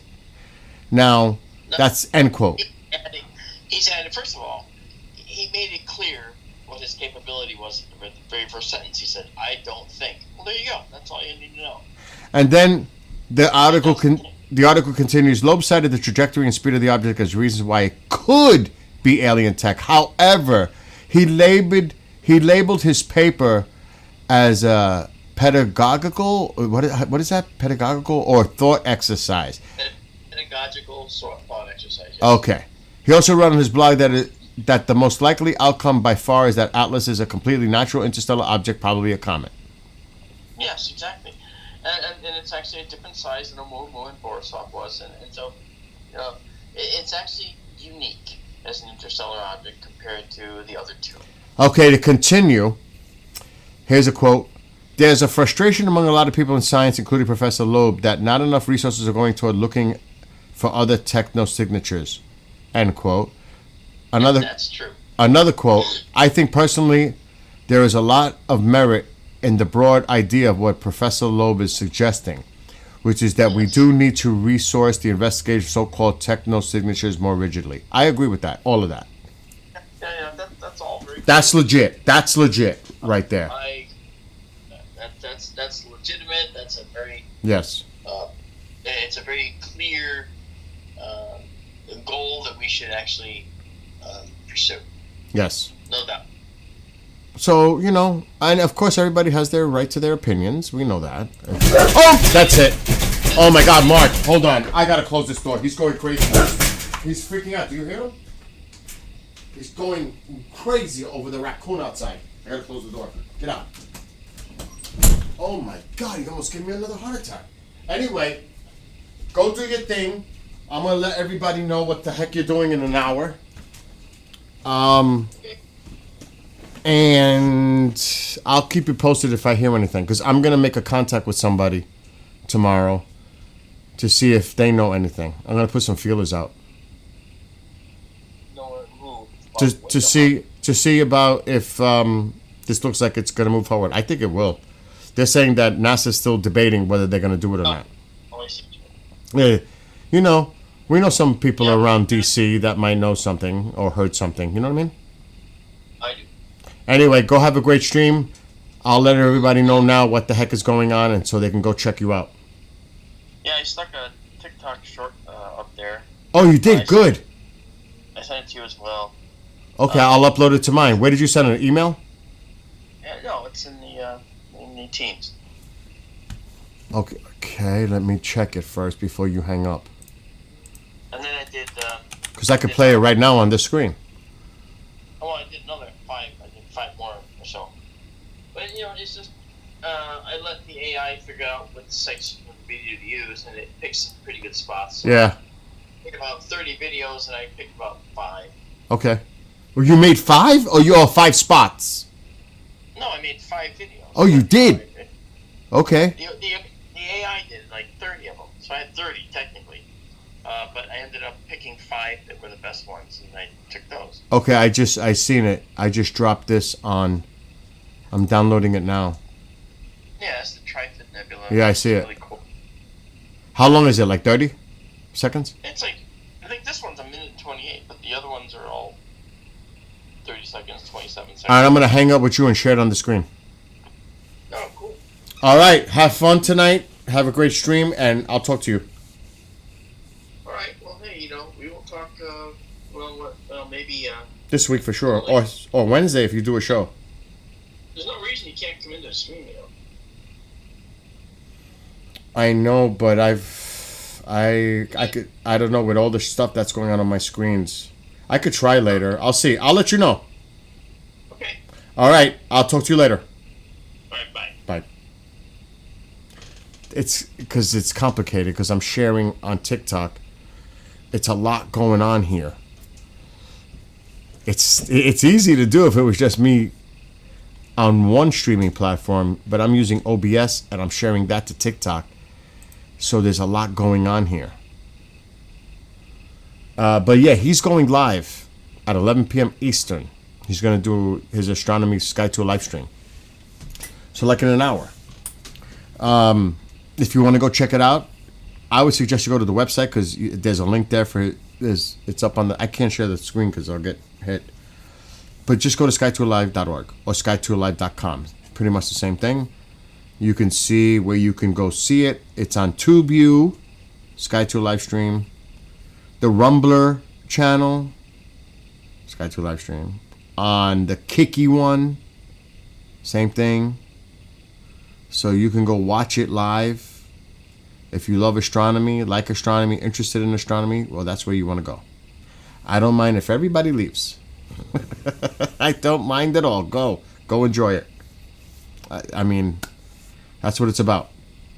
Community and helping each other. And this guy's just awesome. Enough said. You seen pieces of it last night. So go check out Sky Tour livestream. Just search for it.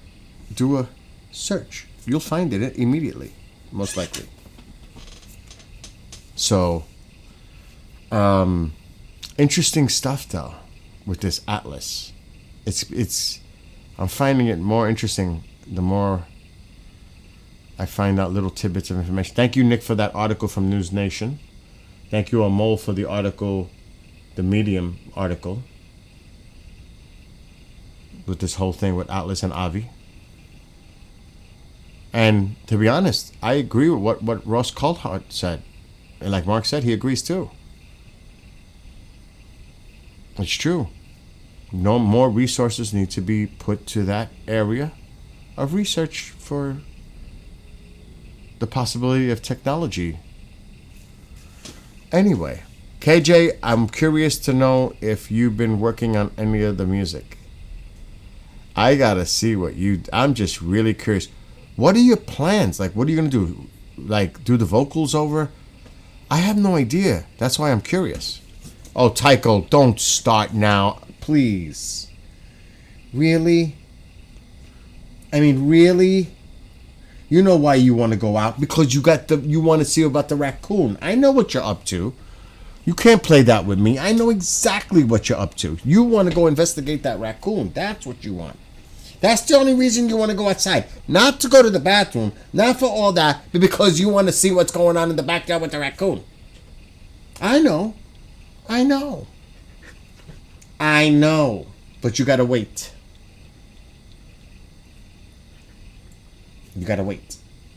I just heard something behind me. What's that? I just heard something, literally, behind me. That door's locked. Double bolt. That's a security screen door. That's not just a regular screen door. That's a security with a serious deadbolt that goes in pretty far. Get him. Go get him. Oh, I heard it again. Oh, come on. Tycho's... No. Wait. Well... Yes and no. I've been experimenting with what I'm going to do, but I haven't started. Okay. Well, there's no rush. There's no rush. Let's see what the video that Mark put up on his TikTok. I'm curious. All right. Wait. Come here. Come over here. Come here. Come over here. Get over here. I want to... See, he thinks I'm going to lift him up. Then he runs. He does not like to be lifted. That was a decoy. I just took him out a little while ago. Okay, let's see. It should pop up on this screen, maybe. All right, let's pause it. Let's see what Mark created. Let's put the volume up. I'm gonna mute myself.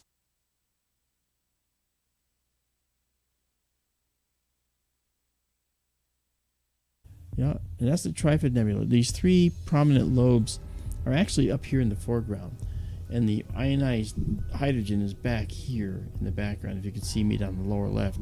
So this ionized hydrogen is being eclipsed by these dark lanes in the foreground that actually get in the way of you seeing the nebula behind it. Yes, sirree. Mr. Django says, damn, that's beautiful. It is. Proficient, thank you. It says that looks amazing. It is pretty good. It's pretty good, there's no doubt. Alright, and since I waited long enough, I can get the 17th one. And we will now save exactly a scene. Okay. So, what I was telling you before. When we have 16 shots, alright, we have half as much noise as if we had only 8 shots. Alright. So with 17 shots, you know, we have half as much noise as when we had 8.5 shots, basically. Okay, now 9 shots. So we have half the noise that we'd have it with 9 photos. And you can see how nice this looks. You know? I gotta save it again. On all the latest and greatest. And I will save exactly a scene and get out of here before I start to do more. Okay, so there we are. We will not repeat. I went to my song. So he's gonna stop putting stuff up on TikTok. Mark is gonna stop putting up posts on TikTok. But he's gonna be live tonight at 11 p.m. Eastern. So go check it out. KJ, have you heard the new song yet? They heard it a few times. And Nick wants to know, did you reinstall Fortnite? I'm reading your messages that I should put the paper up on TikTok. It's public information. Yes, I agree. And hello to Buffy. He didn't reinstall it. No, he hasn't. I haven't. Oh, you haven't heard it. And no, he hasn't re-downloaded Fortnite. He hasn't heard the song and he hasn't re-downloaded Fortnite, Nick. So I think I texted you earlier today telling you that I wrote a song about Gen Z. Or hopefully it inspires Gen Z. Nick, what did you think of the song? You're Gen Z, aren't you? Yeah, you are. A mole is...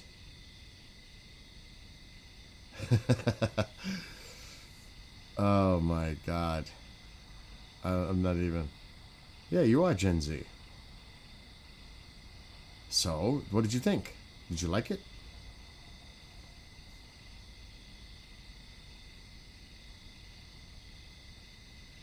Anyway, why don't we just play it again? You like the song, I think it sends a strong message. See? A mole is like, you can only imagine what a mole is saying about the song, right? Now, I forgot which is the version I like the most. And now I gotta do this all over again.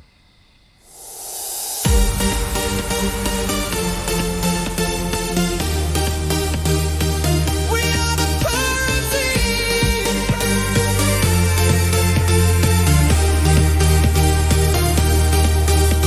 The sun is rising over the roaring sea. Glimpse of our innocence. We are the powers to be.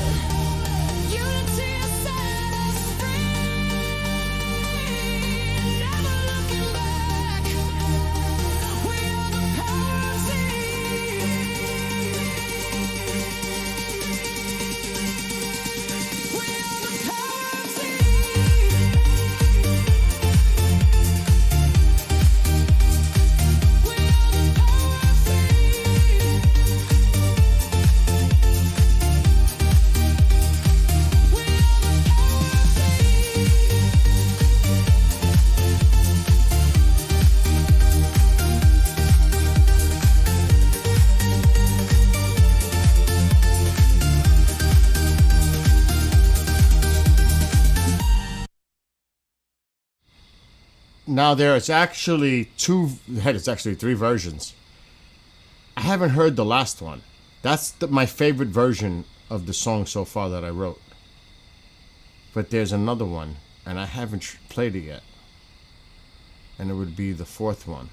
This one, maybe. I'm curious.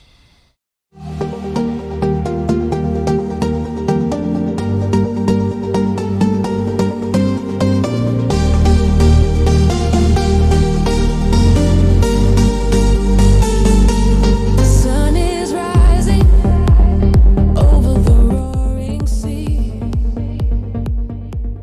Glimpse of our innocence. We are the powers to be. Climate at a boiling point, literal or figurative. Swimming with the riptide, choosing the alternative. Those decide on fate with no care or consequence. Dank smell of low tide, the odor seems ominous. Storm clouds around us. When will it recede? A glimmering sign of hope. Future we believe. We will not repeat or ignore the past. The power of love, compromise at last. Division has fallen, unity has set us free. Never looking back. We are the past. I like the other one better. And there's one other version. This one.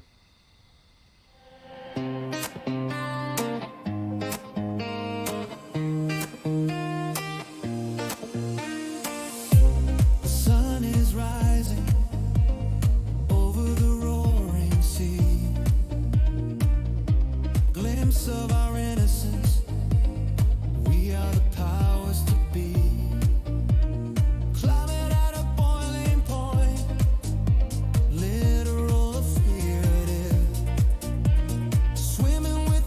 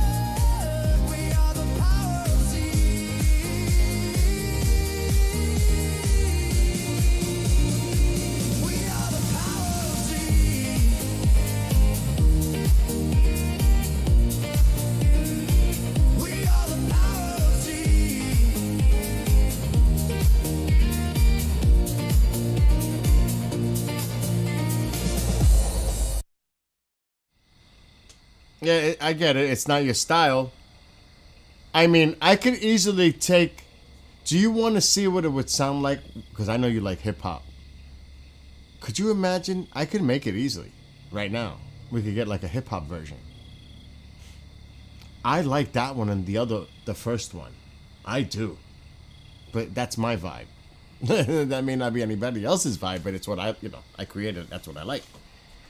But I could probably experiment with that. So what would you say? What would you say your style is, KJ? I'm curious.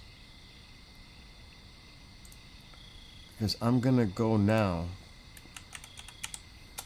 and put in a couple. Let's just experiment. Let's see what happens. Let's see what kind of song it generates. I gotta copy my lyrics though. If you want me to try.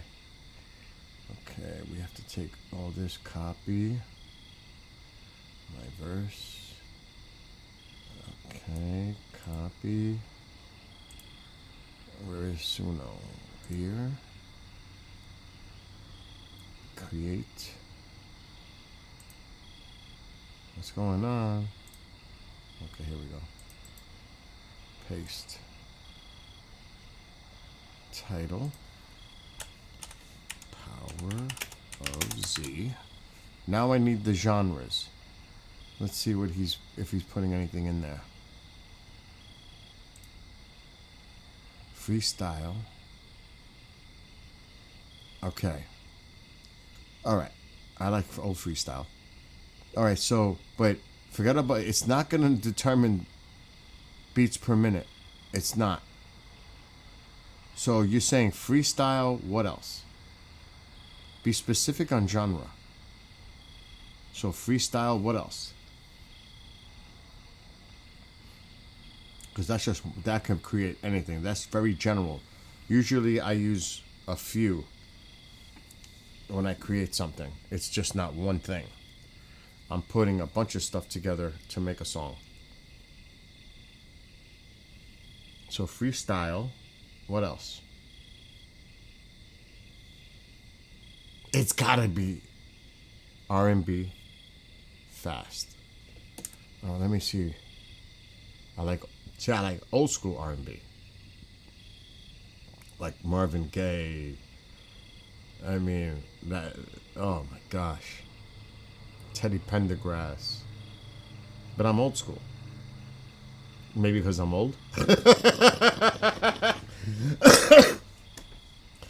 Oh my God. I'm old, don't you say a word.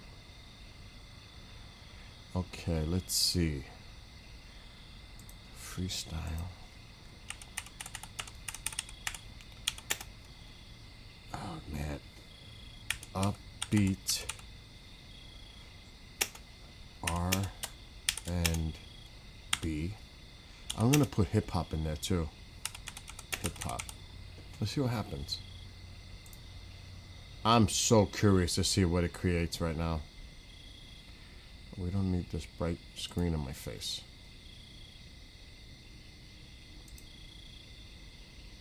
Let me put TikTok over here.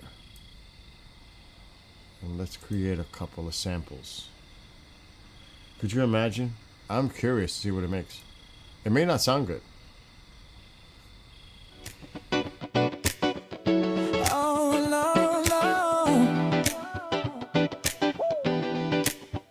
The sun is rising over the roaring sea. Glimpse of our innocence. We are the powers to be. Climate at a boiling point. Literal fear. If I change it, that means I'm not feeling it.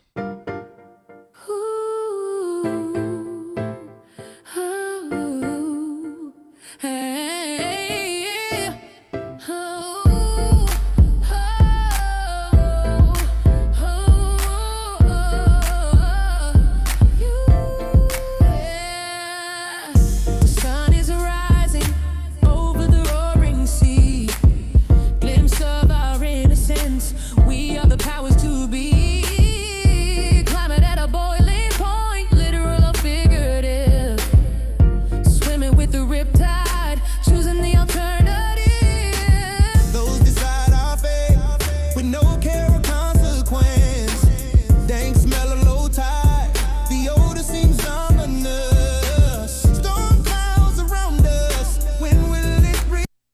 it's not flowing the way I want it to.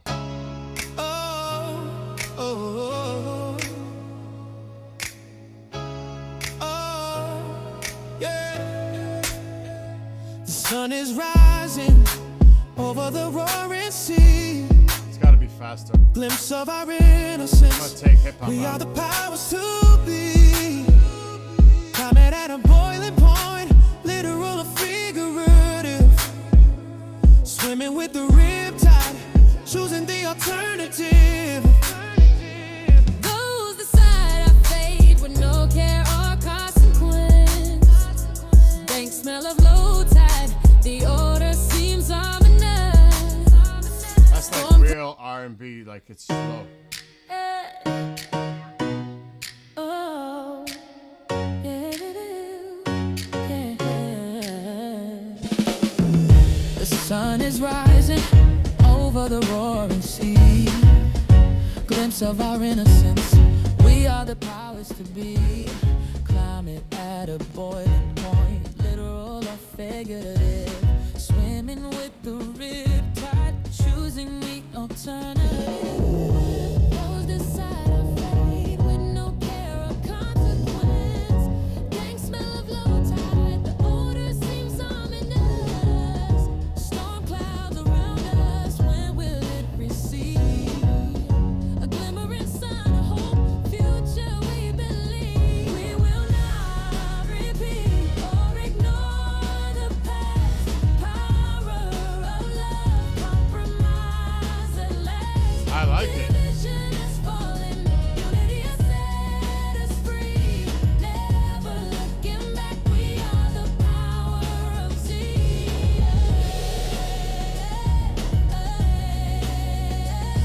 Never looking back, What's up, we Kathleen? are the power of Z. Communities of diversity, tolerant of all who dwell. Respecting opposite opinions, lifting voices of those who fell. Pushed by ignorance, Chilling we out. will be heard. Now you get to see what I do when I'm not working on the station. Families and neighborhoods coexist in peace. I like No this. threat of hostility, misinformation has ceased. Working on I'm downloading it. relations, communications, rebirth. Bringing the world together, harmonic frequencies on earth. We will not repeat or ignore the past.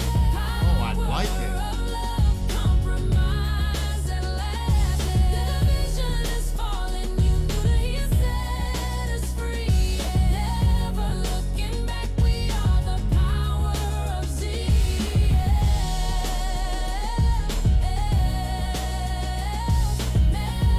Oh my gosh, I like it. I just got done telling her she's gonna be getting my stuff. Really? I gotta call Linda.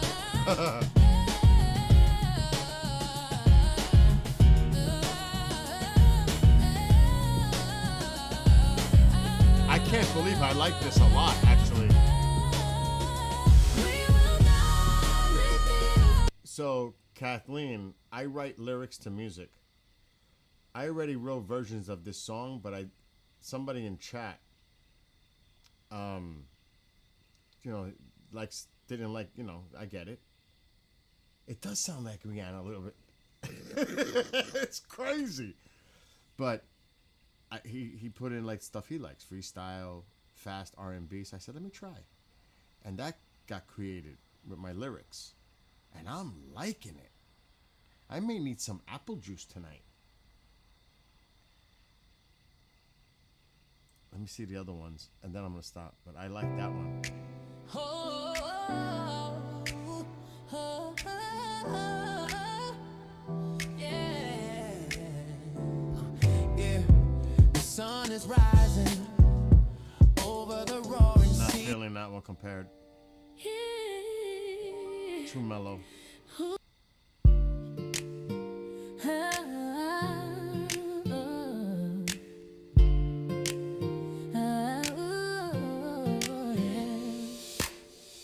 The sun is rising No way. over. Not like the other one. I'm gonna put dance.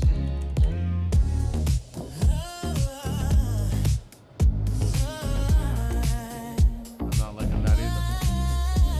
I don't like it. I don't like it. I'm really picky.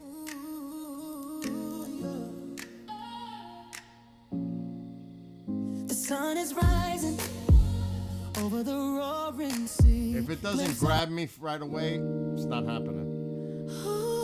This experiment's gonna end very soon.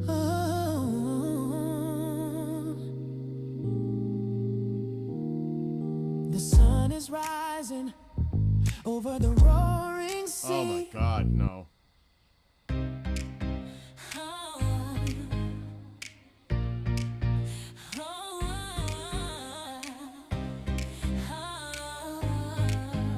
Maybe. The sun is rising Oh, over the roaring sea. Glimpse of our innocence. We are the powers to be. Climate at a boiling point, literal, figurative. Swimming with the riptide, choosing the alternative.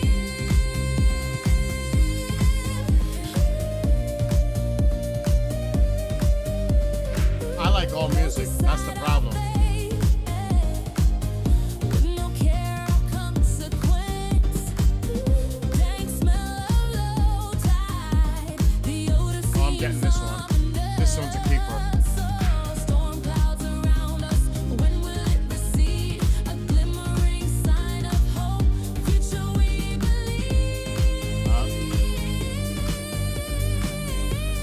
Maybe not. We will not repeat or ignore the past. Power of love, compromise at last. Division has fallen, unity has set us free. Never looking back. We are the power of Z. We are the power of Z. See, it went downhill with the chorus. It just turned me off. But again, it's an experiment when you create music. It's like I've made hard like rock songs, even a country song, R&B. I've written all kinds of different music. I like to be different, change. I don't like to be stuck on one specific genre. I do not like that at all. Yeah, me too. My father's cousin is Fabian, who was a big singer back in the day.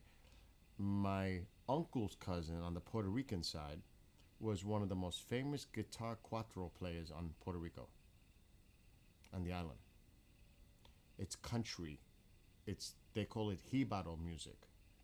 It's music from the country in Puerto Rico. And I remember as a little kid, they would all sit around playing their guitars, singing, with all the different instruments going on. I used to love that. So I love all kinds of music. I remember I went to the techno house music stage, freestyle, like he mentioned in chat. I went through all that. But it's old school. Matter of fact, Amole, if you're still there, you need to jump into the Twitchyland one with Nick. Because I'm going to get off Facebook and YouTube. I want to hear music and I might drink some apple juice. Because it's only 10:30. And we might get into some music. I love Mom, the oldies. I like big band. Glenn Miller. It depends on, a person's age, influence. I don't know if you'll ever get me more into country music. I don't know if that will ever happen. I honestly, that's the one thing I never really. It's got to be up tempo, fast. It's got to be something that there's some songs of Alabama that I like. But I'm not. That was the one because I grew up a metalhead. Remember.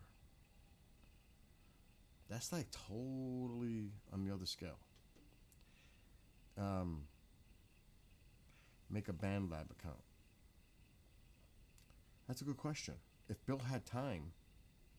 Now, I've written guitar parts for songs, but they're just off the scale. They're too heavy. They're actually completely original. I have a lot of those. We need to get off TubeView and Bookface so I can continue this. So we're going to do that now, which is going to take me a minute.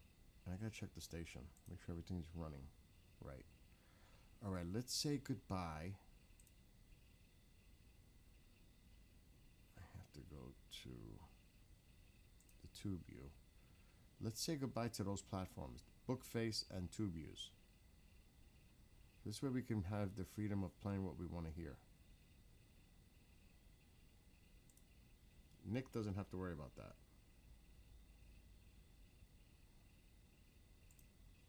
I made some awesome chili tonight with rice. Oh my gosh, it was awesome. All because of Jim in chat. He's the one that did this to me today. I was gonna make meatloaf. Then he brought up chili, and I said, you know what? That sounds good to me. All right, we're ending on one of the TubeViews now. Have a great night on one of them.